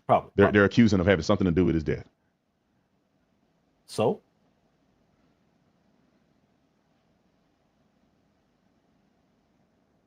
And all these guys are getting footage because they love Charlie, and Charlie likes to get all the coverage that he can because these things go viral. At this point, there's nothing suspicious about what Mikey McCoy is doing. No one said any of that was suspicious. You went back and played all of that. They did the whole lead up, showing exactly where Mikey was the whole time he was there and what happened when, which is about to come up, when the actual shots fired. Watch his best friend, who you keep calling probably, watch how his best friend probably reacts to his best friend probably being shot in the neck in front of him. He's the one acting suspicious, not the people who are saying, "Hey, you're acting suspicious." Except being Charlie's best friend. Now he's standing off to the side, which you can see, and you tell me he couldn't see what happened to Charlie. Okay. All right, just you see the little arrow. There's a guy with a white shirt and a backpack on, right about there. That's who we're watching right now, and he's not going to slow this down. I've watched Officer Tatum. I've seen almost every video he's ever done. Usually, what he's going to do is he's going to say, "Let's go back. I want to watch it. We're going to go in slow motion." Like if there's a case, I remember a guy got punched in the face by the police. He went frame by frame to make sure everyone knew what happened. He's not going to do that here. He's just going to let it play. See, he saw it. Okay, why did he react that way? And why is he walking away? That's the problem. But he's not going to even address the problem. He's going to pick a straw man and watch what he does.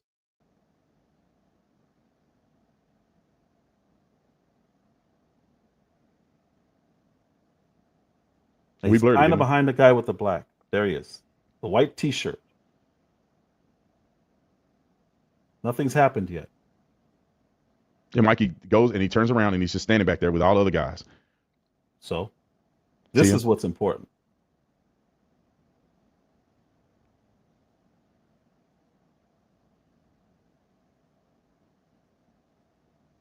Corner of the tent. Keep watching him. Keep your eye on that one guy. My whole thing is that why is this somehow suspicious? It's not suspicious yet, Officer Tatum. My question is why the nervous laughter? Because you know what we're about to see. We're about to see Mikey acting extremely suspicious. That's what we're about to see. So you're downplaying everything leading up to. I don't know why you're doing that, other than nervousness. But everybody here watching, look at the guy with the backpack on and the white shirt, not the one with the glasses, the one behind him. Like, why do people want to just make up random stuff and add suspicion to things that don't need to add suspicion to? They're just trying to find somebody. If you look at it long enough, you'll see somebody do something before he gets shot. And oh, look at her. Did she scratch her nose? This is not a nose scratch. This is very clear, which is why he keeps doing this weird, nervous. Come on, people. What are we even watching this for? You're the one playing it. He's looking right at Charlie.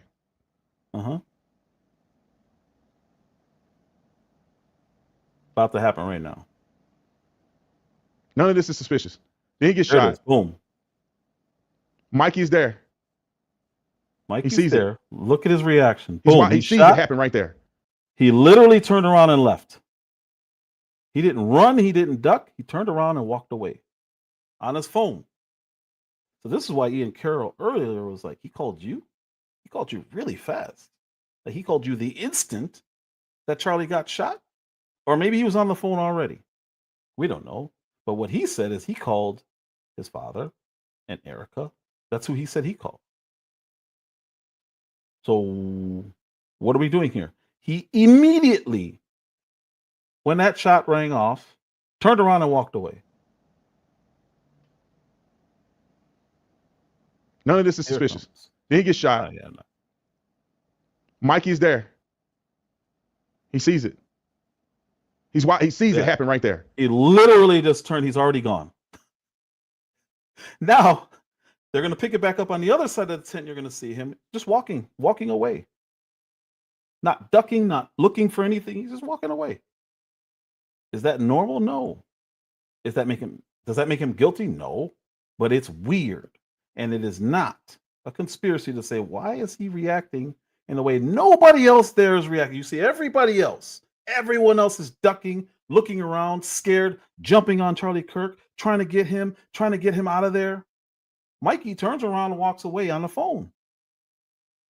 I'm not accusing him of anything, but that's weird. Because anytime there's ever been shots, when I lived on 59th and Artesian in Chicago, if there's shots, you just get on the floor. Or if you're outside, you get on the ground. What you don't do is say, oh man, I can't believe this is happening. That's not normal behavior. That's weird. And there's nothing wrong with calling this out. The team comes together. There is again on the other side now. He's talking through it to try to distract you. I'm not going to allow that. What this says is true. He reappears casually walking away, even as Charlie's security is rushing to his aid. This is his best friend. I'm not saying you got to dive on top of him and resuscitate, but you should at least be ducking, worried about bullets flying. He's walking away and appears to be on his phone. Now, I want you to hear. Now, maybe he's not on his phone, right? But my speculation is literally no different than Officer Tatum's speculation. Literally no difference. We're both speculating. Why? Because we're looking at the exact same thing. That's Frank Turek on the left that they claim was doing hand signals. Mikey's back there. They try to say that Mikey's on the phone. All right. Look at his arm. He's literally like this. You can see his arm. They circle him. Hold on. I got to make this bigger because he's making it sound ridiculous. It looks like he's on the phone. But for me, what's weird about this is that he's not running. He's not crouched down. He's standing tall, walking away with one arm up. Maybe he's got his hand on his forehead. Maybe he's crying. He's not looking to see what's going on with Charlie. So what this says is Mikey just walks off calmly, not running in panic. Security's still rushing to Charlie. Mikey isn't at all interested in what's happening to Charlie. Okay, that's speculation. I don't know if he's interested or not, but I do know that that's weird. I do know I would be wanting to know, oh my God, what just happened? I'm going to be on the floor, crouched down, listening for more shots. Then I might get up if I don't hear any shots. But what he did was just turn around instantly and walked away, appearing to be on a phone, or maybe he's like this. That's not a normal gesture, but maybe he's walking like this. Oh my goodness. That's weird. It's suspicious, but it's not something to downplay. It's just not. Even in here, he throws, oh, they say he's the one doing hand signals. That has nothing to do with this video. People were saying he was doing hand signals.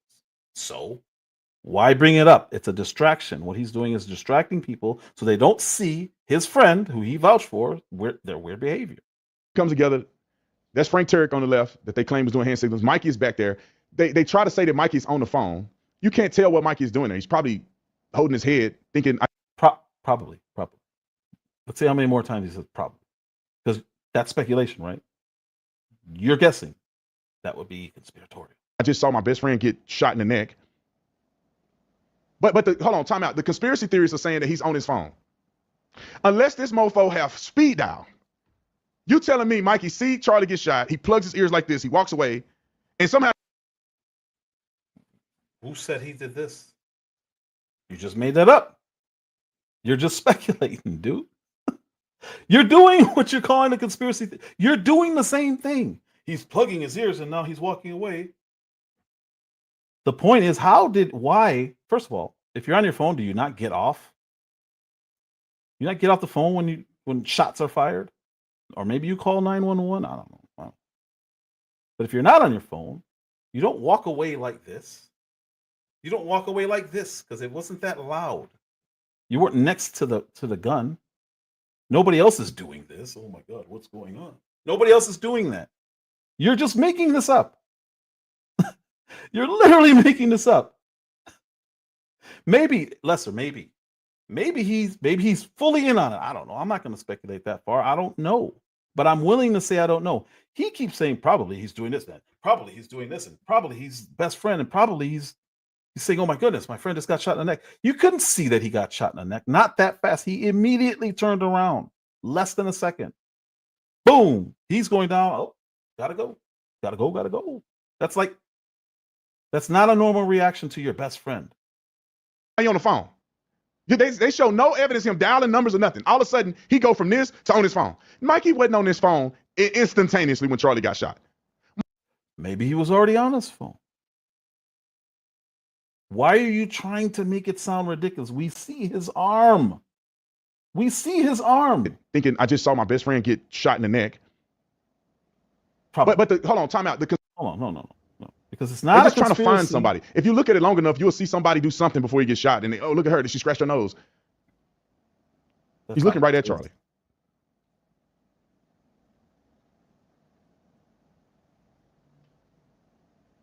As soon as this fires off, none of this is suspicious. Then he gets shot and walk away. Mikey's there. He sees it. Right. He sees it happen right there. Okay. You see, everyone heard the crack, and you see him doing this. You don't know if he's ducking. You don't know if he's hit. Blood did start shooting out. I unfortunately, the same day, within minutes, saw what happened. It didn't get on him, and he is behind him. So maybe he saw blood. He didn't act like he saw blood.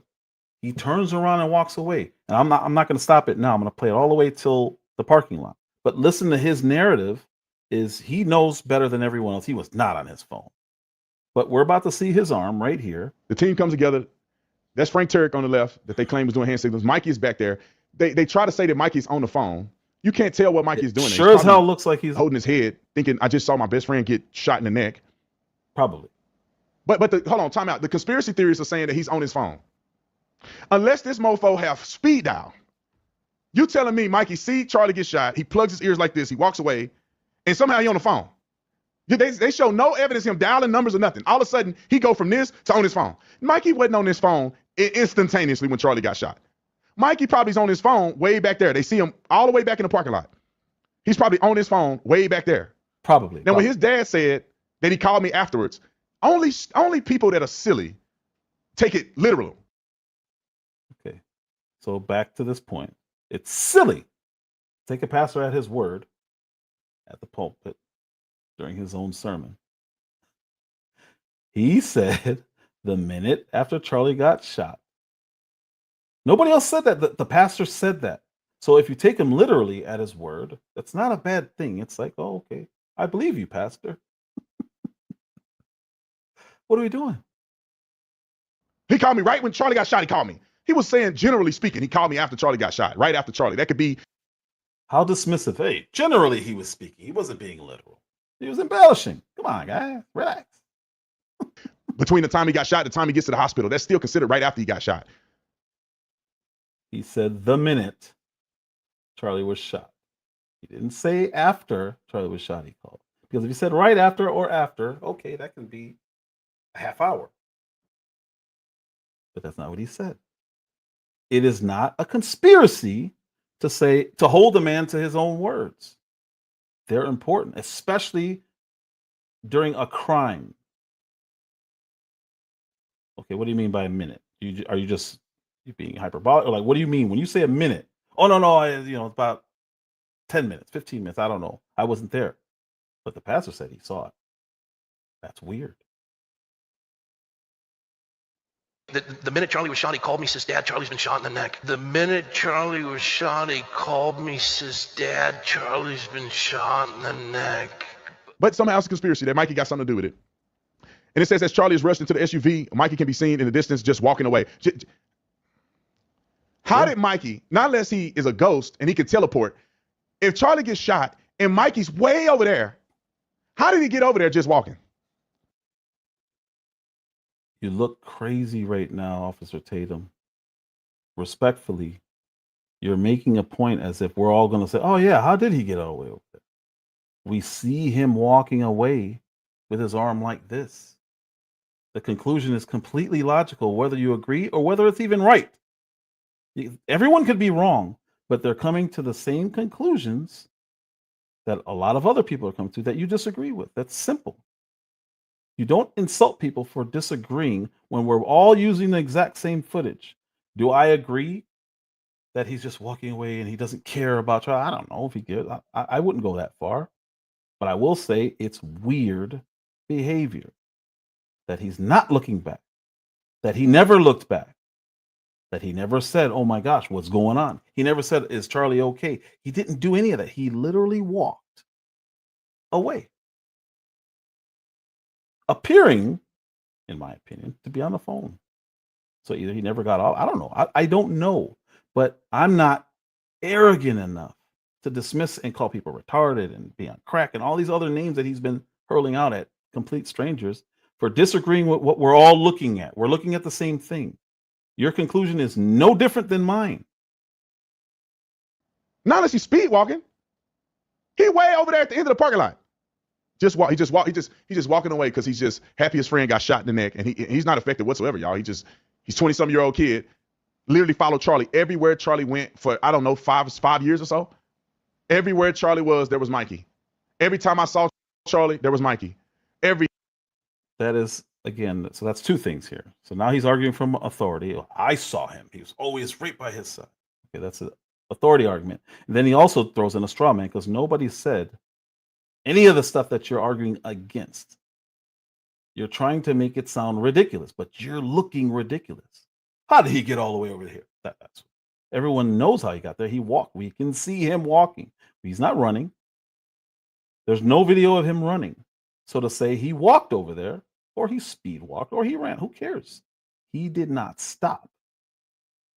That's the issue.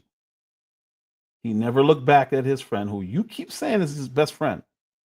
Everywhere he goes, until he gets shot. You're not making a good case. You look ridiculous. And it says as Charlie is rushed into the SUV, Mikey can be seen in the distance just walking away. How did Mikey, not unless he is a ghost and he can teleport, if Charlie gets shot and Mikey's way over there, how did he get over there just walking? Not unless he's speed walking. He way over there at the end of the parking lot.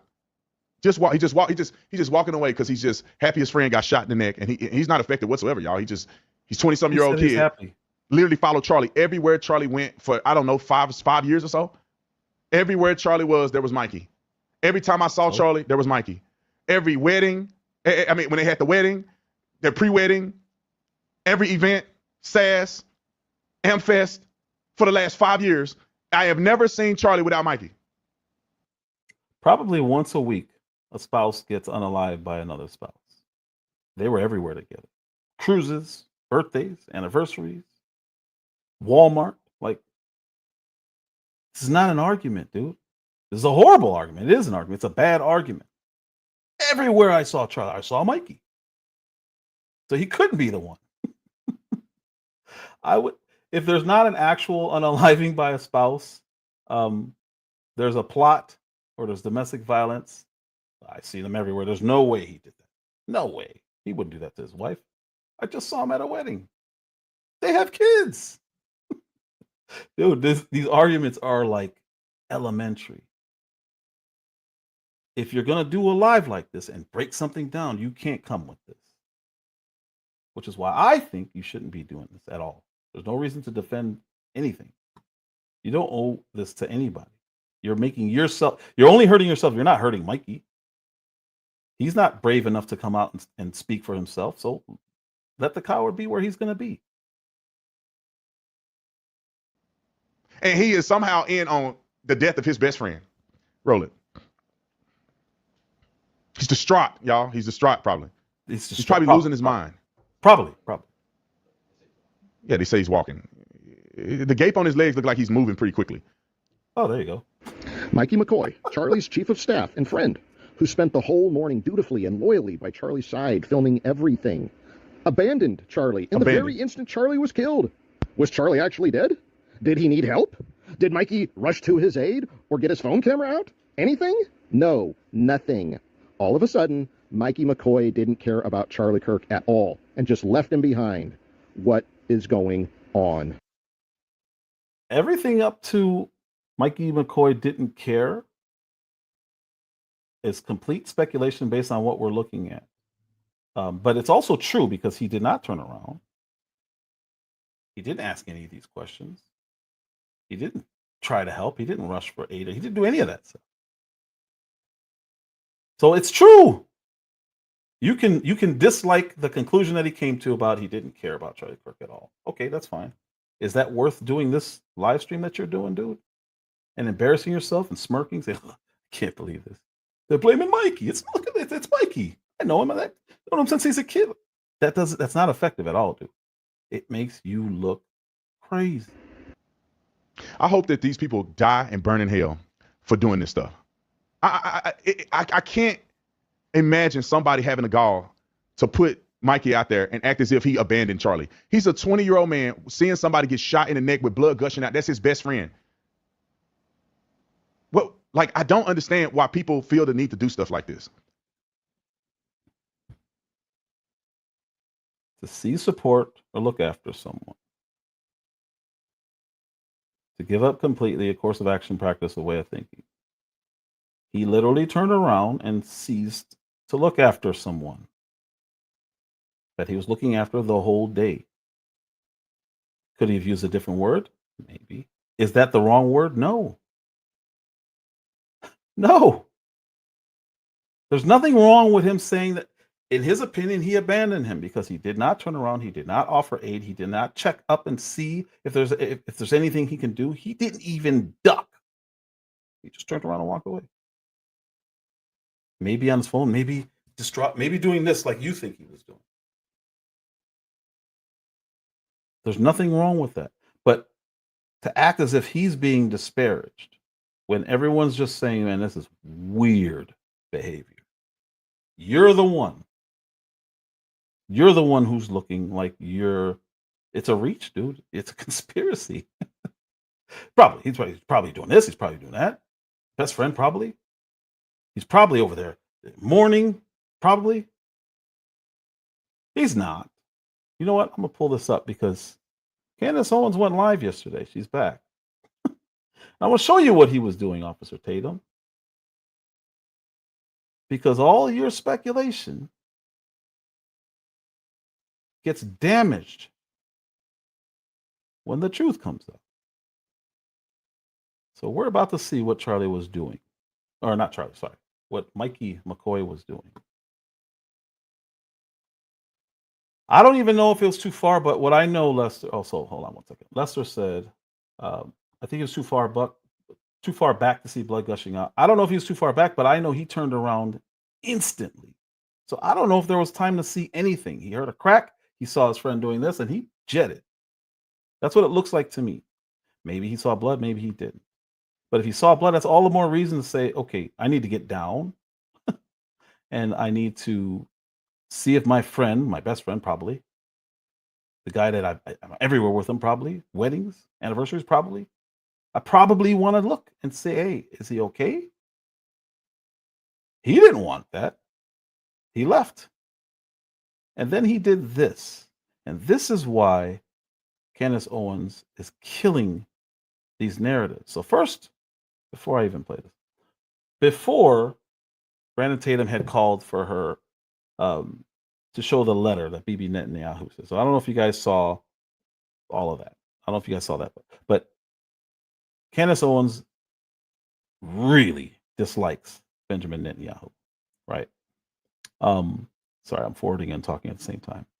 Brandon, she said, I don't believe this letter because Bibi Netanyahu went up and showed a letter, private letter, by the way, to him saying, you know, Charlie was a great man. It's a horrible loss. He was a strong supporter of Israel. Weird thing to say. Made me say, huh? Before I even watched Candace Owens' takes on it, I'm like, why would he say that? Like if somebody, and maybe it's just me, if somebody passes and they're a family friend or whatever, you know, it's horrible, the loss, he's going to be missed. There's a huge hole that's going to be left. In politics, you could say something like that. But to say, and he's a really strong supporter of Australia, a really strong supporter of Nigeria. That's weird. So she hates, I don't know, hate's a strong word. She highly dislikes Bibi Netanyahu and said, I don't believe that letter said any of this stuff, because he claimed that Charlie was offering support in this letter. I don't know why that's the time to show it. It's a weird thing to do. But she said, no, I don't believe you. I don't think it said that at all, because I know that this happened. Right? So what Brandon Tatum does is he shows the letter. I think maybe Netanyahu needs an apology. Why? She doesn't like him and didn't believe him. You showed the letter. It was kind of in between what both of them were saying. And you demanded an apology for Netanyahu. This is the girl you say is your sister. So what does she do? She just sits back and waits. Oh, did she wait?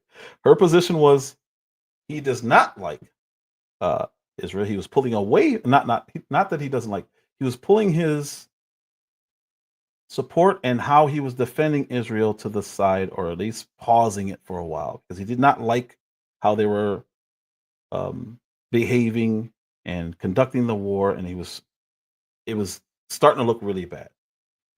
This is what Candace Owens said. So Brandon Tatum shows the letter, demands that Candace Owens or says that she owes him an apology. She didn't say anything. A couple weeks go by. She puts out a text message saying exactly what she said. That he doesn't know if he can do it anymore. He's going to have to stop doing what he was doing as far as defending Israel. Exactly what she said. So there's no reason to respond to that stupid letter, because it doesn't matter. That's what Netanyahu says was the letter that Charlie gave him. But she had an actual text message to all of his friends saying, hey, I don't know if I can keep doing this. And he even said, I might have to bring Candace back on tour. Okay, so she slaughtered several narratives with that, because the narrative was he doesn't even talk to her. She's not a real friend. 2 weeks before he passed away, he sent a text saying those two things. So she was right about how he was feeling towards Netanyahu and supporting Israel, not necessarily Israel, but how he was supporting it, he was pulling away from. What did Brandon Tatum do? So she didn't say anything. She didn't apologize for the letter. He was upset that private text messages were released. And I'm looking like, dude, what are you doing? You weren't upset when Netanyahu shared a private letter to him. But now you're upset. So because you can't defend your demand for her to apologize, or your call for her to apologize to Bibi Netanyahu, you can't say that it's not true, because the people in the text thread said, yeah, that's a real text message. It literally said what her position has been the whole time. So what does he do? He doesn't even address it. He says, I don't think that private messages should be shared. And left it at that. That's somebody who can't save face. What's up, Mel? And it embarrassed him. And all I think that did was push him further away from Candace Owens, which I don't like it. They came up together. He called her his sister. And over Israel, his positions on Israel and her positions on Israel, he's throwing it all away, in my opinion. Why can't you just disagree? But look at what we're going to look right now at what Mikey was doing. Man, I don't know what he's doing. I'm making an appeal to him. I don't want to insult the guy like I did April or Steven Crowder, but I don't know what else to do, because it makes no sense to me. So here, let me pull this down. This is what Mikey was doing. So we heard him saying he's so distraught. He's doing, he's probably. This is exactly what he was doing. Takes a video of himself. So let's watch that video. They just shot Charlie. They just shot Charlie. They just shot Charlie.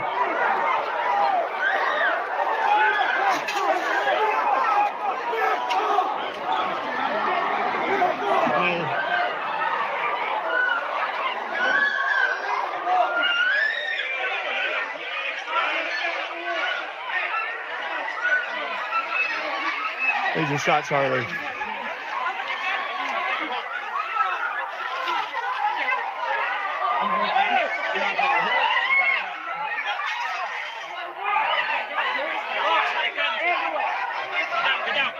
He's dead. God help him.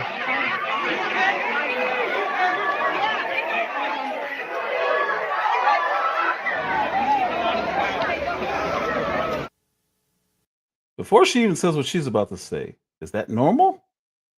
No tears. Oh my God, God help him. I'm going to record myself saying, God help him, and he's dead. How do you know? You never stopped. How do you know? But Brandon Tatum, hold on. Brandon Tatum is ready to put his reputation on the line. I vouch for this guy. Really? You sure? Okay. That's the first time it was announced, actually, that Charlie Kirk was dead. It's kind of weird. Go ahead, catch your breath, hit rewind, watch it again, watch it over and over again like I did, because you're probably thinking out loud, what the F did I just watch? What's going on? What were Charlie's closest friends and allies and the people that were going to carry on the torch doing? Oh, picking up phone calls they were already on and filming themselves and prematurely announcing when not a single person could have known that Charlie Kirk is dead. Less than a minute. So again, Brandon Tatum is ready to say, I vouch for this guy. Oh, he's probably best friend. He's probably just doing this. He's probably walking like this. He was on his phone, and he was recording himself because, of course, that's what normal people do. He wasn't on the phone with his father here. He wasn't on the phone with Erica here, like he said he was doing. All of this happened within 3-4 minutes. Isn't this weird to anybody else? They just shot Charlie. Oh, they just shot Charlie. No tears. They just shot Best friend. Charlie.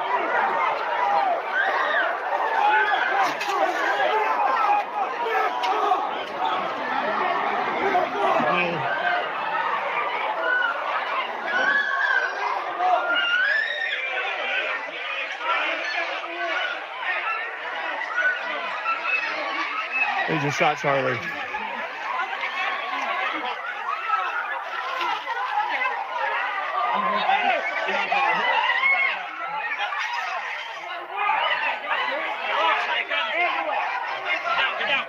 He's dead. God help him. I agree with you, Mel, to an extent. Problem is the narrative was, let me pull this one back up. Hold on. The narrative was he wasn't on his phone. This is what Officer Tatum was saying. He was probably just shocked. He was probably running to his car. No, he was standing there.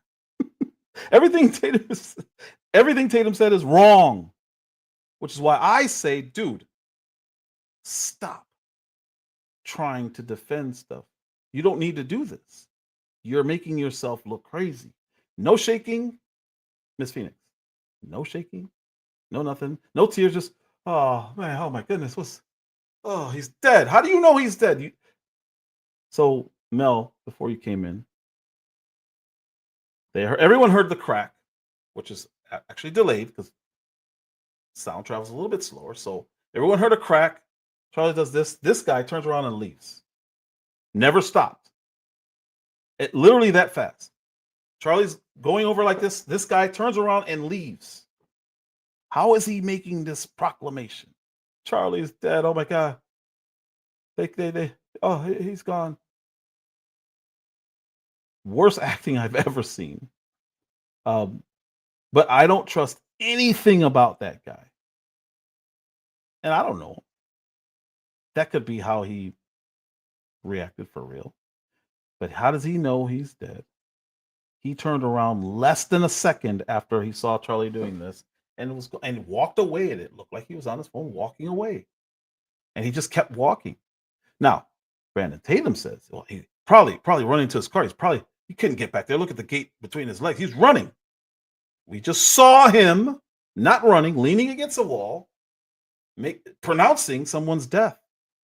That there's no way he could have known that he died. This is weird. This is suspicious. There is nothing wrong with me saying that. I'm not a conspiracy theorist. In order for you to come up with all these probablys, you have to be the conspiracy theorist.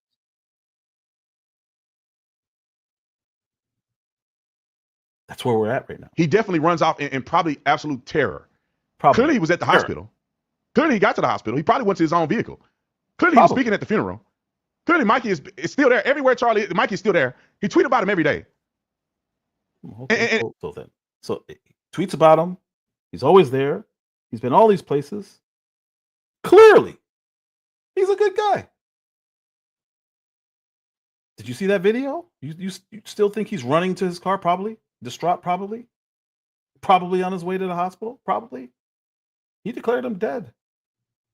Why go to a doctor and ask if you're good enough to say, yeah, he's gone? I didn't see anything. I heard a crack and I just walked away. I didn't run. I didn't duck. And then I declared him dead. But I'm usually really good with these things. I got a good instinct. My gut feeling is that he's dead. Officer Tatum, you're making yourself look wild right now, dude. And if you start getting questioned, it's nobody's fault but your own, because you're feeding into conspiracies right now. You're defending the indefensible. You're making stuff up. No different than the people that you're mad at for making stuff up. And people don't have room to have enough common sense to say the boy is distraught. That's why he's out in the parking lot holding his head in total disbelief. You somehow think he's supposed to have some tactical inclination to go, I'm going to start doing quick clock and helping Charlie out. He probably could not believe what he saw. He probably was in shock. Probably. How do you know he probably was in shock? I have seen people get killed multiple times. And people around them that do not have tactical experience or have never seen anything like that, they are distraught. They're not functioning. They cannot talk to you after witnessing a murder or witnessing somebody. I've seen people get shot several times. My reaction is always to duck, get on the floor. If I don't know the person, get away. The one time I knew the person, hung around to watch, make sure he wasn't gone. Called 911, waited for the people to get there, ask where they're going, and then go. My inclination isn't to probably do this and probably be distraught and probably run to my car and probably freak out and probably turn on my own camera and talk to myself and my followers, of course, and tell them something that I have no possibility of knowing. That's not my natural instinct. That's nobody's natural instinct. Now, what Mel said earlier is true. We are in that age where people will just turn the camera on, but usually they turn it around and try to record something. They'll say, oh my God, he's gone. I don't know. God bless him. He's dead. That's not normal. And for me to question that is normal. And for you to dismiss it and call people crazy, oh, I can't believe he's probably. That's on you. Respectfully, stop. In total disbelief. You somehow think he's supposed to have some tactical inclination to go, I'm going to start doing quick clock and helping Charlie out. He probably could not believe what he saw. He probably was in shock. How do you know he probably was in shock? I have seen people get killed multiple times. And people around them that do not have tactical experience or have never seen anything like that, they are distraught. Yeah. They're not functioning.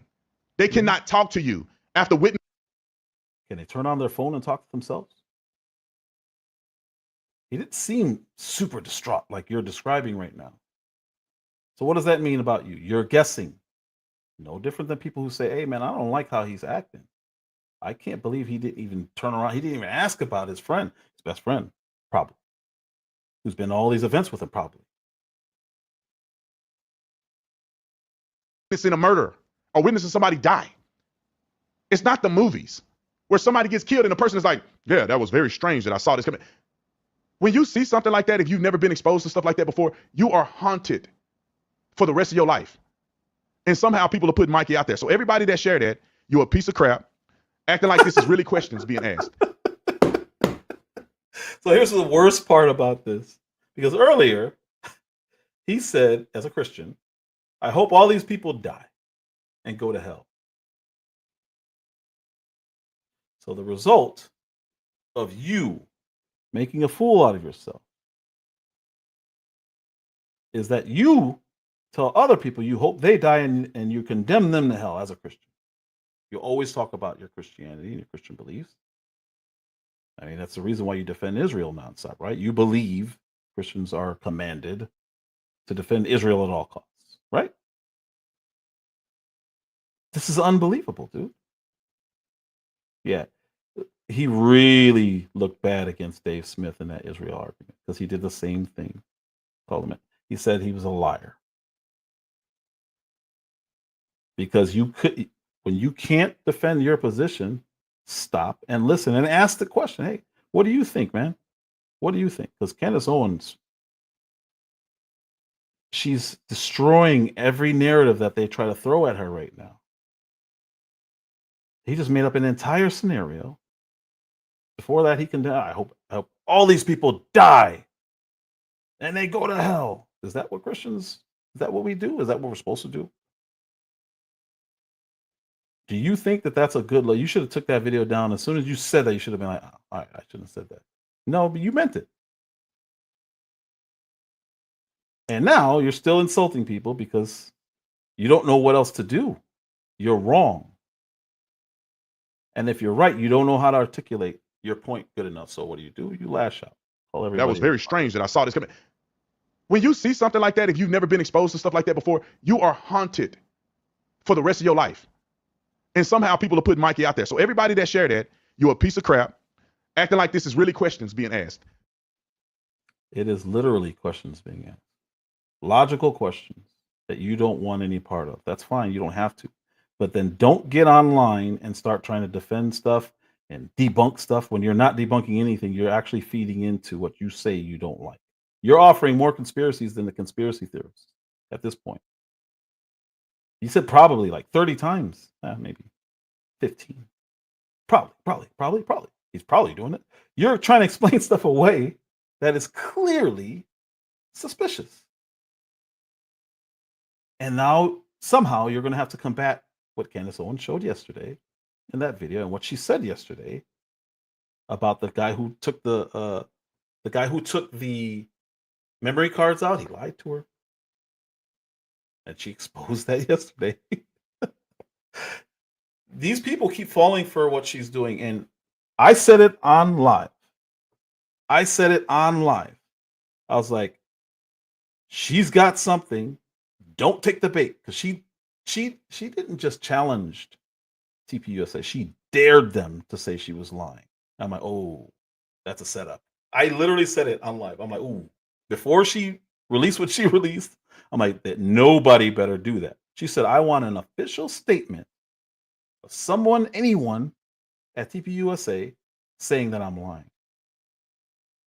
They didn't learn their lesson. They went around trying to smear her. And then she dropped a bomb. That text message was like, oh, whoa. It destroyed every narrative that was out there about her. About whether or not they were close. She hasn't worked with him in years. She went on tour with him for 6 months the year before. But he literally in that text said, I'm thinking I'm bringing Candace back. Like, we can't. This is not how you operate in a country like this. We're not supposed to trust the government. That's why we have the First and Second Amendments. We're supposed to question everything. When somebody tells you not to question something, be suspicious of them. Brandon Tatum, you are the one who needs to stop doing that. You have to stop doing that. I don't know if he's being paid. I don't think he needs the money. And they're supposedly only offering like $7,000.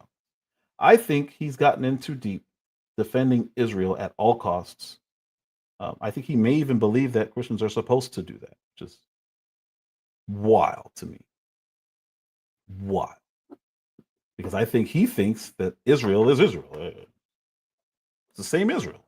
It's got the same name, same region. Yeah, it's the same one. And it's like, what are we? What are you doing?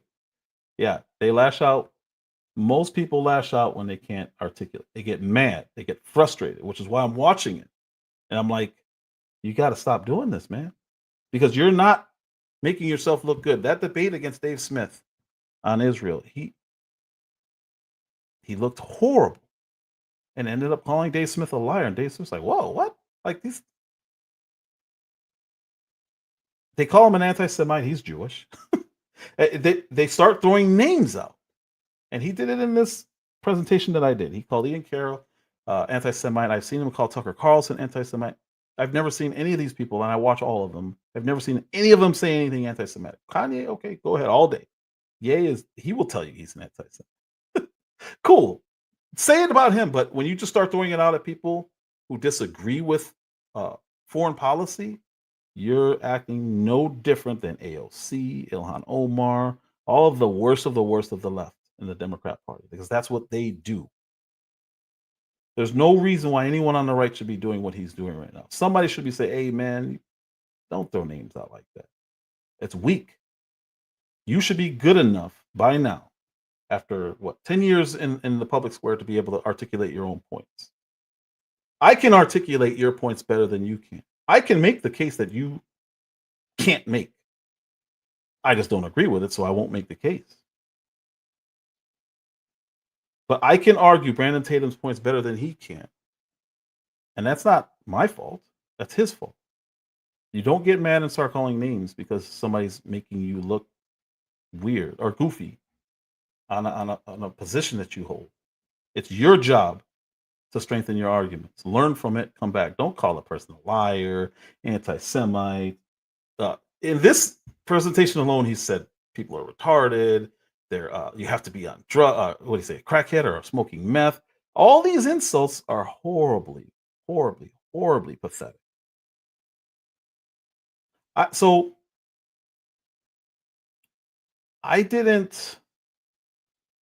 respected how he handles himself. I respect the Christian aspect until last night when he said that he hopes people who disagree with him on this die and go to hell. I'm like, whoa. But he's always presented at least a genuine argument. Whether I agreed with him or not, I don't agree with everything he says. He's a staunch Republican. I'm not. As a matter of fact, there's probably 4 or 5 Republicans in Congress that I respect at all. Most of them I don't like any of them. But he will defend them, and I've seen him do it, so I'm like, that's not my thing. I'm not. So I wouldn't say voice of intelligence, but I would say he has strong character, and he's losing that, which is why I'm not bashing him. I'm begging him to stop, because he's making himself look worse and worse. Every time he does these live streams or these videos debunking stuff, he's essentially saying, come on, nobody believes that. Like, how did he get all the way over there? Like, that's not debate, dude. That's not good. You're not making a case. You're just like, come on. You're making an appeal to emotion, and that's not good. It's a horrible, horrible, horrible way to articulate yourself. It means you haven't thought it all the way through, and you just think that your emotions on it are enough to overcome somebody else making points. These people are not asking questions. They're making assumptions with no evidence to back it up. They couldn't find anything else to say, and now all of a sudden, after a month or so of Charlie being dead, they want to look through the film and find somebody that they could try to build a conspiracy on so they can get. They're doing that because the official narrative is wrong.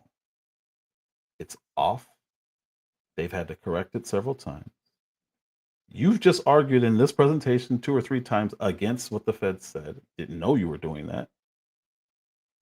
They're asking questions because the narrative is bad, and that forces people to try to find the truth. The question is, why don't you want the truth? That's my question to you, Officer Tatum. If you want to believe him, that's fine. But then don't get up here making yourself look crazy, because you're just making stuff up. You're doing everything you're saying right here. They're just looking for something, making up a narrative. You've said probably how many times? Probably 15. Gotta stop, man. Anything else to say? And now all of a sudden, after a month or so of Charlie being dead, they want to look through the film and find somebody that they can try to build a conspiracy on so they can get more clicks. There's no reason whatsoever to think that somehow anything that Mikey McCoy did was somehow nefarious against Charlie Kirk. There's no reason that less than a second after Charlie getting hit, and nobody knows what this sound is. Most of the time people think it's a firecracker. But you heard a crack, Charlie gets hit, less than a second, he turns around and walks away. There's nothing. There's no reason to believe he did anything here. What are you people doing? He's not on his phone. He's doing this. Clearly he's doing this. Probably. This is probably Charlie's best friend. I probably see him, 3 times a week with Charlie. He's probably with him right now. Like, this is horrible, dude. It's horrible. I'm begging you to stop doing this. Mel, I watch his stuff because I believe that he's sincere and he believes what he's saying. So even when I disagree with him, I'm good with that. I don't care. I disagree with Tucker on some stuff, but I know he's genuine based on years, dating back to the 90s of watching this guy. He's evolved his position, so I know, okay, so he's willing to admit when he's wrong. He's done it so many times. So I'm like, okay, I believe him because he admitted he was wrong on this. He was wrong on Trump. He was wrong on 9/11. He was wrong on a couple senators. He was wrong on the Iraq War. Like, he admitted to being wrong on. So I have to say, okay, that's cool. That's cool. That's cool. Yeah, I'll drop a link. What time is it? Yeah, I got a little bit more time. But that's why I'm like, when I think someone's genuine, like I said, whether I agree or not, I'm going to support it because you don't find too many of them. It's rare. It's insane to me. And I see some people in the comment section going like, Ian Curl is on to something. You wait till the trial happens. Wait till the trial happens. I'm gonna act out of character for a little bit. Listen to this. I'm gonna say a couple cuss words. I'm gonna stick the middle finger up at people, and I'm gonna do everything just for a little bit. Is that okay? I'm lying. I ain't gonna do that. No. But I want to do it. I want to just say, Lord, forgive me in advance. I'm gonna cuss people out and shame them to no end. When the trial comes out and the evidence is presented, and you guys have just been mocking and shaming and creating an environment where people are getting death threats, you are putting Erica Kirk, Charlie's wife, in a peculiar position because now people think she got something to do with it. She cannot mourn his death. And let me put something out there to you guys, and I'm going to go to the next story. She cannot mourn his death. I put this in my last video. I think it was my last video. Candace Owens has repeatedly said there are 2 people who can stop her from what she's doing, which is getting to the bottom of what she believes is an injustice. Her husband and Erica Kirk. What do you mean she can't mourn his death? She could have asked Candace day one, hey, please don't do this right now. Give it a month, and then she could have done that. She didn't. There's a reason she did. She's going to actually be interviewed. She's going to be tomorrow. An interview comes out. Jesse Waters. We'll see if she has something to say about Candace Owens. But the way he's talking is like, listen to this. Your favorite people that claim to be Charlie's #1 fans. Okay, now here he's talking about Candace Owens. Dude, just say her name. Just say her name. You're going to do this in public anyway. I suggest you call her if you haven't already. You speak offline. But he's constantly doing these little shots without saying her name. And it's bad. It looks worse. It looks worse than just saying her name. Your favorite person Doesn't like Israel. Okay. So they have to be an anti-Semite. Like he just throws these insults out. What did they say about Charlie receiving the Freedom Award, the Medal of Freedom? What did they say? Go look at their Twitter. Go look at their X account. Who cares? Did they even mention it? Who cares? Go look on your favorite people's stuff and see that they say happy birthday to Charlie Kirk. Who cares?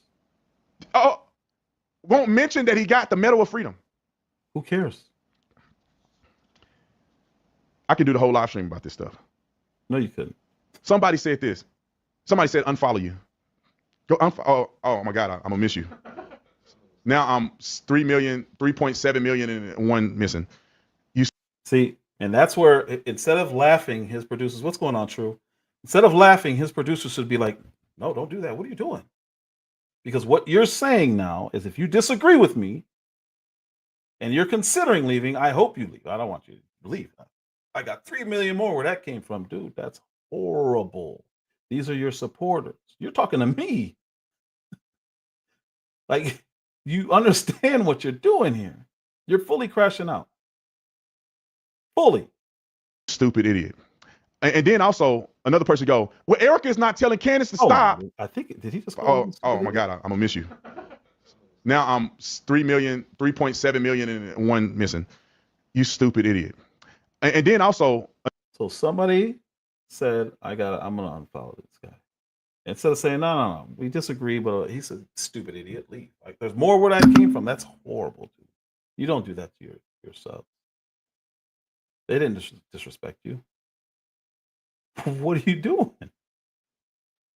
This is really, like, you're going to start bleeding support, because I guarantee over half of your following likes Tucker Carlson. I guarantee a quarter to half of your following likes Ian Carroll. He does. He sounds just like a Democrat. He sounds just like them. This is what they do. I guarantee almost all of your following, probably 75 to 80%, support Candace Owens, which is probably why you won't just say her name. But you're on track right now to turn off a lot of people, and I don't think you should be doing this. Democrat, I didn't say that. Stop. Just stop. Another person go, well, Erica is not telling Candace to stop. Yeah. Does she have to? Yes. Does she have to mention? Does she have to go out her way to say something to people online? Does she have to? Yeah. Just use your common sense. It was openly stated by your sister, Candace Owens, that you keep sneak dissing, that she would stop if she would ask you to, and she would respect her wishes. Does she have to ask? If she wants it, yeah. Would you ask? It seems to me that she has no issue with it. And maybe she has questions that she wants answered. So it seems to me. And she's going to allow Candace to be Candace. That's who she is. I think, and if you're not seeking therapy, or if you haven't sought therapy, Mr. Tatum, I believe you should do that, because I think you're mourning in a different way right now. And I think your form of mourning is to get back to work, push forward. Everyone knows you were close with Charlie Kirk. Everyone knows Candace. I think her form of mourning is getting to the bottom of it until she's satisfied with all the information. That's who she is. You're doing what you do. She's doing what she does. I don't think that should end a relationship, because it seems like it's about to be over real soon. You keep throwing these little shots, dude. I don't understand it. And you've been more and more agitated, been more and more petty, you're doing more and more name calling, and you're losing respect. You're even condemning people to hell. Like, dude, you're hoping people die? Instead of apologizing for what you said earlier about what did he say? I forgot what he said. You should be apologizing for what you said the other time. Oh, sorry, Lord, I'm about to curse. No. Sorry, Lord, I tried to condemn. Only Lord can do that. You can't do that. Anyway, that's Christian talk. I apologize. Say that for the next live, because the next live is going to be Black Christians. How can you vote Democrat? Explain how. I'm not going to debate you. I just want to know how it's possible. When somebody says that turning everybody betrayed Charlie, that's including Erica Kirk. When somebody say everybody turned on Charlie, that means Turning Point USA is implicit. Everybody there. Everybody. So now he wants to be literal. Remember earlier when he was saying, don't take the pastor literal. You have to be silly to take the pastor literal on his words. Now he wants to take Candace Owens literal for saying everybody. I don't trust any of you people. That includes Erica Kirk. That includes Donald Trump. Now all of a sudden, did he misstate? I'm gonna let you up in a second. I just want to. I'm really close to being done. Did he misstate it? I didn't hear it. But earlier, he did not want people to take Rob McCoy literally because he said that would be silly to do that. Now he's saying, well, she said all. Just use your common sense. Common sense.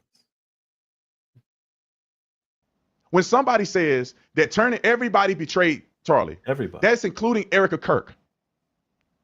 When somebody say everybody turned on Charlie, that means Turning Point USA is implicit. Everybody there. Everybody. Oh, yeah. Complicit, yeah. Do you think that in your mind, you think Erica said, yeah, that's right, I did betray him. Put that out on the internet. I betrayed him. That's called the straw man. Of course he didn't. Like, invite guest. It's that kind of thing that he just says is not even worth. It's not even worth addressing. It's so silly. You think Erica said that? Like, that's what I'm talking about when I say the childish types of arguments. It's not a good look, dude. You sound crazy. And everybody that was speaking at his funeral, everybody that was at his actual funeral. There we go. These are shots at Candace Owens because she didn't go. She said 2 weeks before she wasn't going to go. So now he's taking direct shots at her without saying her name. You think your own support, followers, subs, fans, whatever you want to call it, you think that they don't know what you're doing right now? You know how weak this looks? You're a grown man and you can't address a woman who you call your sister? If you're going to do this, don't do it at all. Call her. Work it out. Agree to disagree. Is that possible for you? Because, yeah, you sound really emotional right now.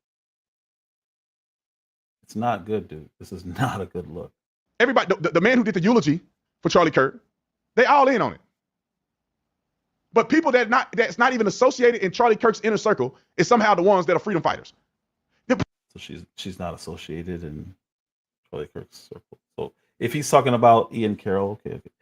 They're asking questions that you should be asking because the official narrative is bogus. It's not good. It's not real. Put your thinking cap on. And I want you to unfollow me if you're that silly.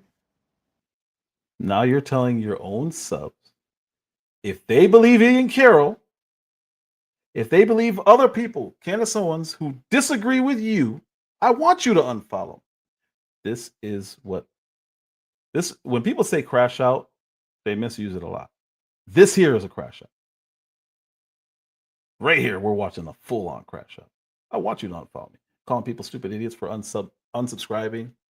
Saying, I can't believe anybody follows Ian Carroll. He's an anti-Semite. So what are you saying? Now you're implying, not implicit. Now you're implying that they're stupid. And watch, he's about to call everyone who disagrees with him stupid. Y'all are being played. You guys are being played that are believing this stuff. Do you not see it? Do you not see that you're a useful idiot in this situation?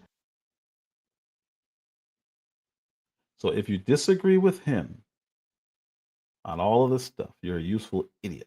You're not smart enough to discern or separate what's real and what's not. You came up for 1 second, Mel. You're a useful idiot. You're not smart. Cool. You're not smart. Useful idiot. And here's the craziest part. Well, let me play this. And right after he does this, you're going to see the craziest part. They just making money off you. They don't even believe the stuff they're saying. Some of them are just saying it because they get clicks and money. And you think it's a deep dive in it. These people really care. They don't really care. How many people really got a text message they can show you from Charlie Kirk from a week ago? 2 weeks ago. I mean, from before his death. 2 weeks before his death. A week before his death. Who cares? They ain't got the they don't have the text messages. They can show you communication or a picture or something from years ago. So now he's talking about Candace Owens again. 2 weeks before this, he said he wanted to bring Candace Owens back on tour. So why are you doing this, Brandon Tatum? 2 weeks he said that. Why are you doing this, man? Now, if she provides a text message within the last year, you look crazy. Didn't even go. Were they at his funeral? Okay. I'm just throwing that out there, just in case y'all want to be informed and not be a complete fool. You guys are getting tricked, man. They're tricking you about Israel. They're tricking you guys about this Charlie Kirk thing. You just wait till the smoke settle, and you will be able to see very clearly who are the people that really care and that are doing things in good faith with due diligence, and the people that have been tricking you into liking and sharing their content so they can go viral. Go look at their social media and look at the biggest, most popular videos that they've ever done. It's conspiracies on Charlie Kirk's life. Why are they not supporting Charlie Kirk's family? Why are they not raising money for Turning Point USA? Why are they not actively participating in things that Charlie believed in? Why would anyone support TPUSA if they don't trust TPUSA now because of how they're moving and their silence and their defending of weird things? And how do you know who's supporting Erica Kirk? He's just saying anything. All they're doing is doing it. Me. The next day, it always does get. This is the craziest part right here. This is an old video of her and Charlie. I want you to listen to what he says. Charlie believed in. All they're doing is doing it. Me. The next day, it always does get better, Well, guys. It gets better. Here's the other thing is giving up should never be an option. And also surround yourself with people like Candace that whatever you're doing that can relate, and that when you say something that they're going to tell you, the truth, and they're going to be honest, but they'll also have your back. And I understand this might sound cliche, but it's so hard to find that. Right. It's so hard to find that kind of loyalty that, the kind of the old expression is, when you're in a foxhole, you want someone who is not going to tell you that there's no bullets being fired. You want just to say where the bullets are coming from. Right. Yeah. That's right? exactly right. Yeah. You don't want someone in the foxhole with you being like, well, want to get a hot dog, Right, like maybe a burger, a smoothie. You want to say, no. There's a machine gun nest over Right. there. There's mortar shells coming from there. Right. Well, here's what we're going to do Here's to be the able to plan do of that. action. That's crazy. Because that's what she's doing right now. And he's saying, I don't want somebody to just go along with any narrative. I want somebody to challenge everything. How crazy is that? I don't know what's going on, man. How you doing? Man, I'm doing all right. I just remembered why I don't like Brandon Tatum. Like, this dude is, first of all, he comes across as this, I'm supposed to be a really smart guy, but he talks like Mr. T, and then he comes across so aggressive. And the difference between implicit and complicit. But it's just the very fact of the matter is, I'm taking shots about him, but it's just the very fact of the matter is, he's one of the biggest clout chasers for MAGA conservatives, TPUSA out there. I ain't never liked him since, as a conservative, I've never, and I've told you that before. I said I've never been a fan. And one of the reasons being is he's one of those dudes. He calls himself Officer Tatum, but I've never seen him do anything related to recruiting people to be police officers, upholding law enforcement officers. He'll go on his platform and scream about people getting unalived, law officers being unalived, or all this other stuff. Mm-hmm. But he doesn't do any body work to build up people being law enforcement. And then also everything, he always has something to say about the Black community. He's the biggest critic of the Black community, but he doesn't have any body of work that shows that he actually is thoroughly, actively involved in the community. And now who's the one person out of everybody that's been making these quote unquote conspiracies that is his target, that is his line in the sand, that is his person that has gotten into his deer sights? The one person, a sister, Candace Owens. But if, like, you don't have to like her, but he's known this woman for over a decade now.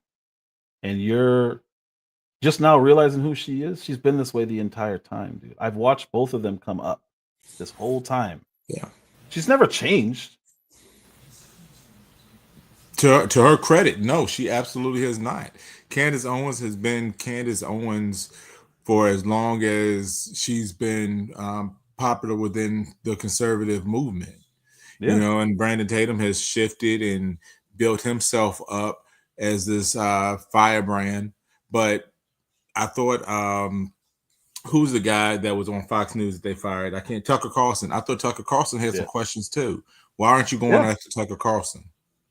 You know, Well, he why called him do an you? anti-Semite. I saw him call Tucker an anti-Semite. I'm like, wow, really? He Like, called him, of but all, did he make a video? Is he going in on him like he went in on Candace Owens? I haven't seen that, and I'm not. If somebody's a Republican, I don't hold that against them. I just don't agree with a lot of what they believe, but I'm not willing to. I never thought he was a scholar or anything like that. I think his arrogance comes from being on the right side of a lot of issues, and it could come across that way. He's never bothered me like he bothers you. But I don't I don't I don't like him. So, Yeah, no. So what I'm seeing now though is this is not who he's been this whole time. So at least I can see consistency out of Candace. He's been very consistent this whole time. He's a Republican. He's going to defend Republican causes. He's going to be on their side no matter what. If it's a war, if it's Ukraine, whatever it is, he's going to be in line. That's the thing I know. It's a Sean Hannity type of thing where I think they seem gotcha. like good people, but they're just going to toe the line. I can't hold that against them. It's just not for me. It's not my cup of tea. Candace Owens Well, I is mean, willing to say, "Yeah, I don't like this war." She'll go completely against Republicans. Like she's going after Trump. Like she doesn't care. She's going to say what she thinks is right, wrong, or indifferent. I respect that, highly respect that, because people are terrified to do that. There's probably 3 Republicans in office right now that like Trump. All the rest are terrified of him and scared. But if they had an opportunity, they would turn on him like they did on January 6th. If they could, they would. But they all hate him. Like they hate the guy. yeah, that the system is very dangerous, and now we have people like a Brandon Tatum, and like I said, I don't even know him personally, but I'm just saying you have people like him that are used as mouthpieces to push whatever narrative fits the political party that you're part of. Like to me, I think the Republican Party throws out the term anti-Semite a little bit too easy. Way too easy. The same way that Democrats often refer to people as Nazis if they Racist. don't or if they don't adhere to their indoctrination as well too. So the best thing that we can do is really pray for and protect people like Candace Owens, who I don't necessarily agree with. I do think that she made her money pandering a little bit. I do, but I also think that she's really authentic in her position of who she is, and she's comfortable with who she is and what she believes. I think that if a majority of people on the conservative side started agreeing with her, I'm pretty sure Brandon Tatum will find his way to agree with her. But that's not the popular consensus right now, so he's not going to go with the popular consensus, if Right that now makes sense. Yeah, no, it makes perfect sense. Right now she's winning awards for being the anti-Semite of the year, and it's like, dude, she just doesn't like their leadership. Like during the Obama administration, I did not like our leadership. This doesn't mean I'm anti-American. This is stuff that the left does. Like they'll rail against anything Trump does because they don't like him. So they're literally rooting for things that hurt this country and US citizens. I can't do that. And I put it to you I put it this way. Imagine if China had an issue with a foreign country that is friends with the United States, and that country has an embassy in Chicago. And China decides to conduct an airstrike in the United States on that embassy in Chicago, because now they're not attacking the United States, they're attacking the embassy, right? Just the people embassy. who they got a problem with.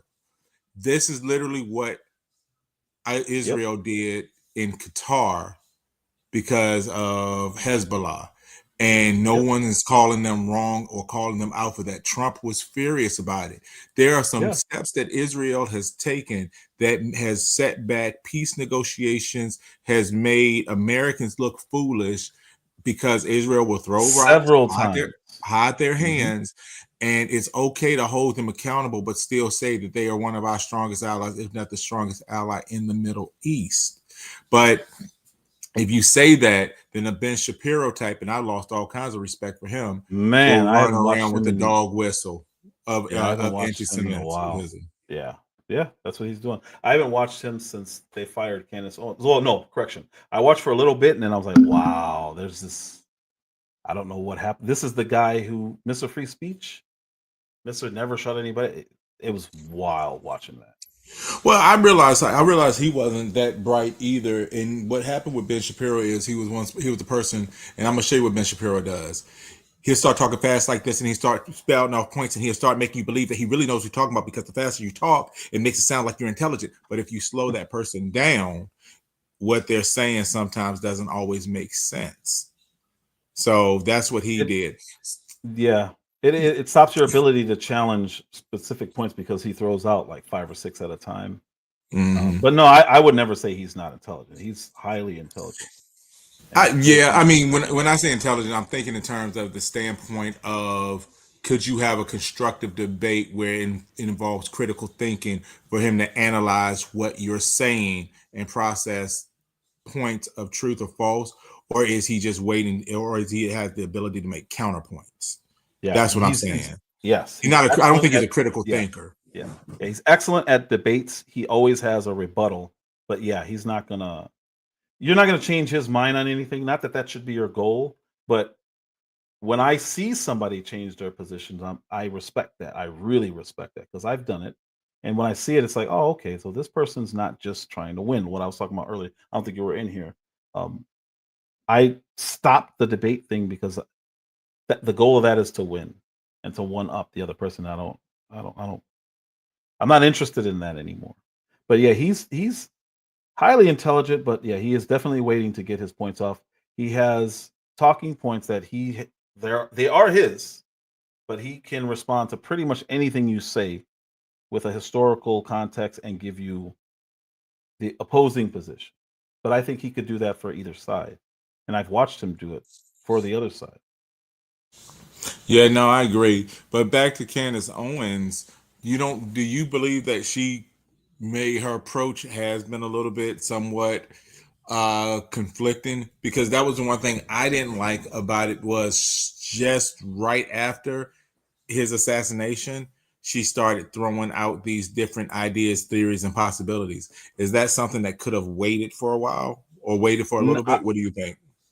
I wouldn't wait, only because the longer you wait, the easier it is for people to get rid of stuff. So 9/11, perfect example. Israel, they found all those Israel people filming the World Trade Center and celebrating, right?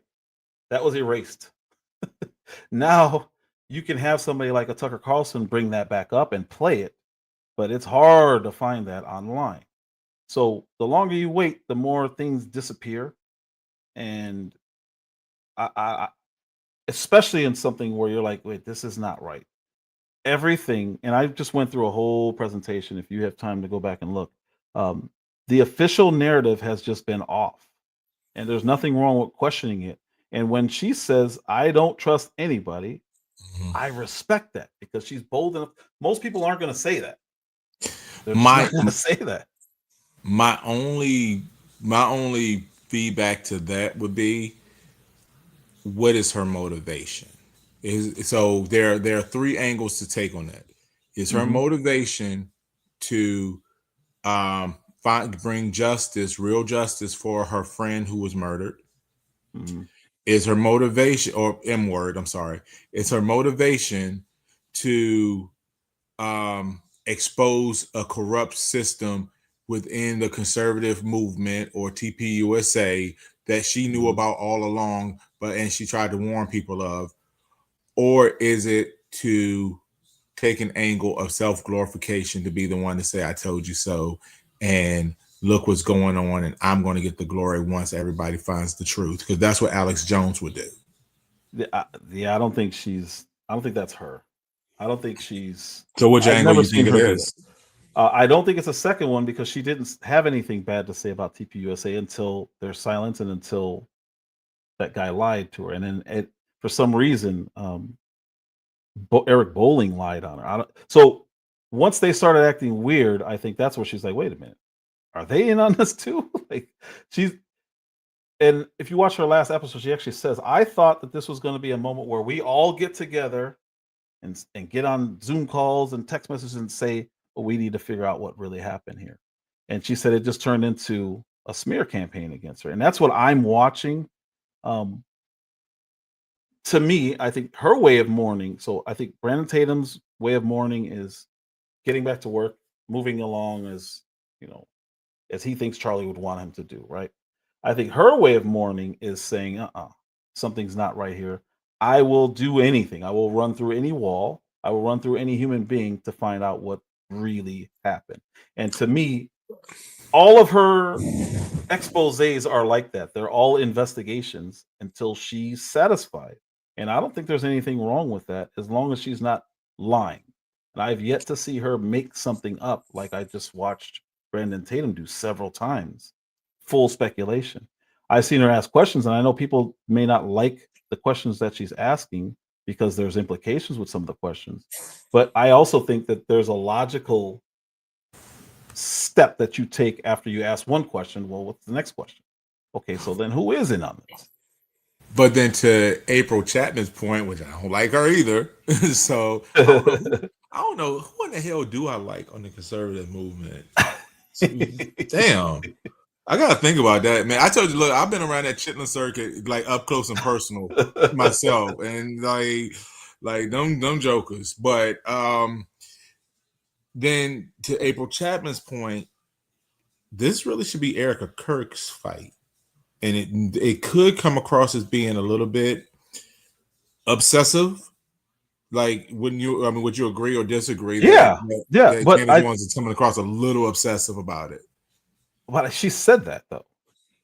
So I again, if somebody says I'm about to obsess over something and it's not going to stop until my husband or Erica tells me to stop or until I'm satisfied, I'm not going to stop. Like she literally declared war on everybody last night because they are pushing narratives and they're lying. And she said, I'm going to prove everything they're saying is wrong. And she said, I'm giving them all a chance to be honest right now because I have text messages. And I'm like, oh, Jesus. It's coming. And then Brandon Tatum took it upon himself. No, I'm gonna fix it. I'm gonna get it. Don't worry. I'm gonna get it. I'll set it straight. He comes out there and pulls that excuse my language, that bullshit. Because like crazy. He looks ridiculous. He looks foolish. He looks silly. But then again, has he always looked that way and we just didn't notice it? That's possible. That is possible. I can't say no because I'd have to go back and look at some of his positions on things. But for me, it's going to look silly anyway if he's only agreeing with Republicans, which I always see. I don't think I've seen him rail. I don't think I've seen him go against Republican Party at all ever. Like I just don't want people to fall into that with him.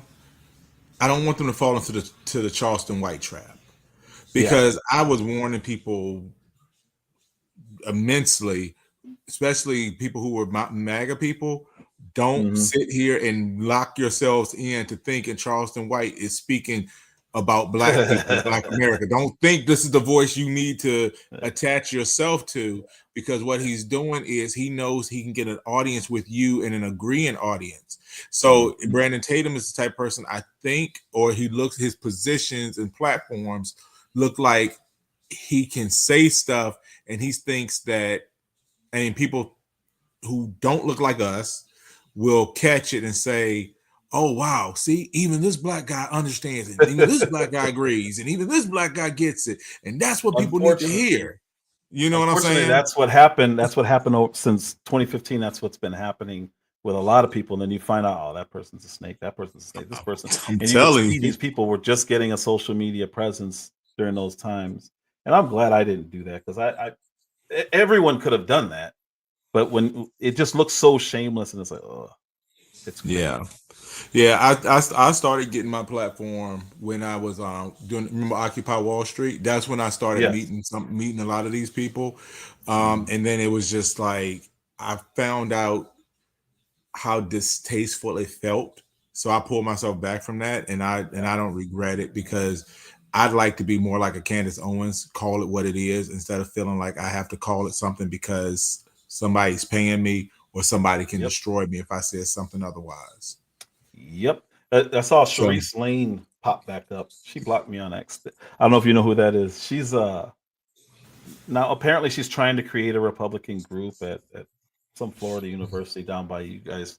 Um, but she's another one.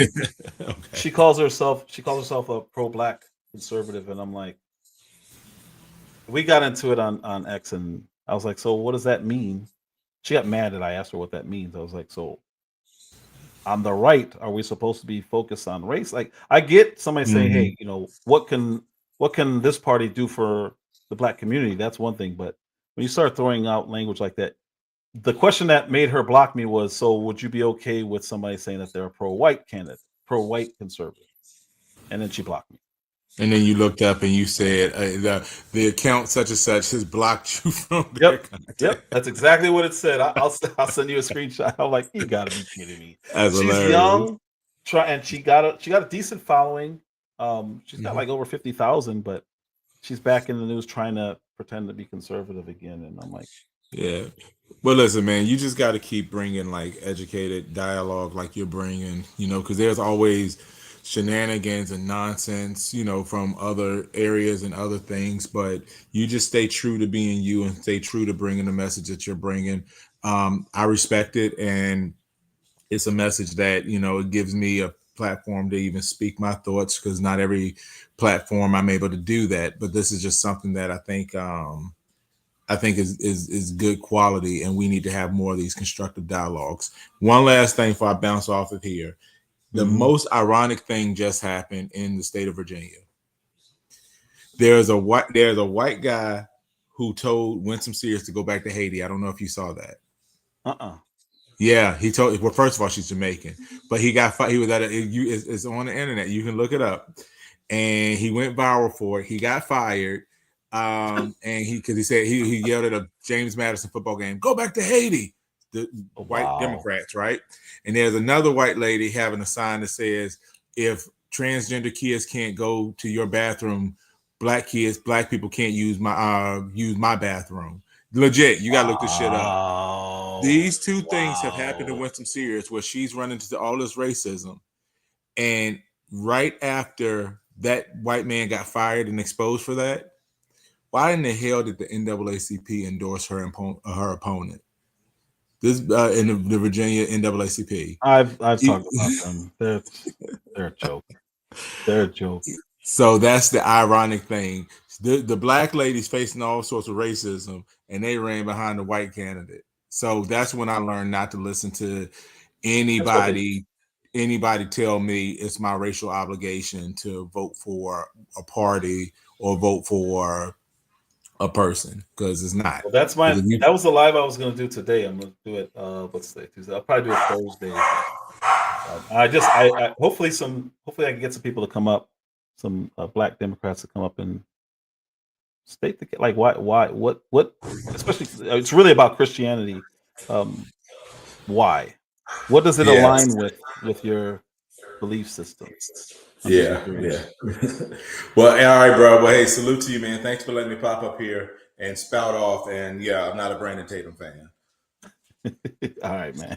All right, peace. Appreciate you. Thank you. All right, Miss Phoenix Rising. Thank you for stopping in. Mel Dub, of course. Thank you, sir, for hitting the link. True Essence, thank you for stopping by. Henry, thank you, sir. Appreciate you as always, man. Not worth it. Thank you for stopping by. Miss Just J, appreciate you as always. Lester, thank you, sir, for stopping by, man. Uncle L, as always. Who else was in here? Sheriff Claire was in here. Appreciate you. Um, I it's hard for me to watch somebody who I actually do enjoy, even if I don't agree with them. I don't agree with anybody all the time. So I enjoy watching his Brandon Tatum's videos. I didn't want to rip him like I did, like I said, Crowder or April Chapman. But I needed to show him, dude, you're looking crazy out there, man. You don't have to do this. Why I say it's a crash out is he's now to the point of disrespecting his own supporters. If you don't agree with me, then leave. I don't need you. I got 3 million followers. All right, man. Keep doing it. I'm Mo Speaks. If you're new here, like, subscribe, share. Oh, you know what? I did not check to see if I had support. I would feel horrible if I just logged off and I did not acknowledge support. I don't want to be like Brandon Tatum and dismiss people who are supporting me. So anything there? Nope. Awesome. Thank you guys all so much. I'm Mo Speaks. Like, subscribe, share this one, please. Please share this. Hopefully, he can get back to Brandon Tatum and he can stop acting crazy. Because I don't think he understands how he's looking right now. I think he thinks he's making great points, but he's not. Sit it out. You don't have to do this, man. You don't have to do this. And there's no way anyone's beating Candace Owens. You don't have to like her, but you have to understand what she is. That is a pit bull begging for somebody to test. Begging for a chihuahua to come around the corner that thinks it's a German Shepherd. It ain't. It ain't. Like, subscribe, share, man.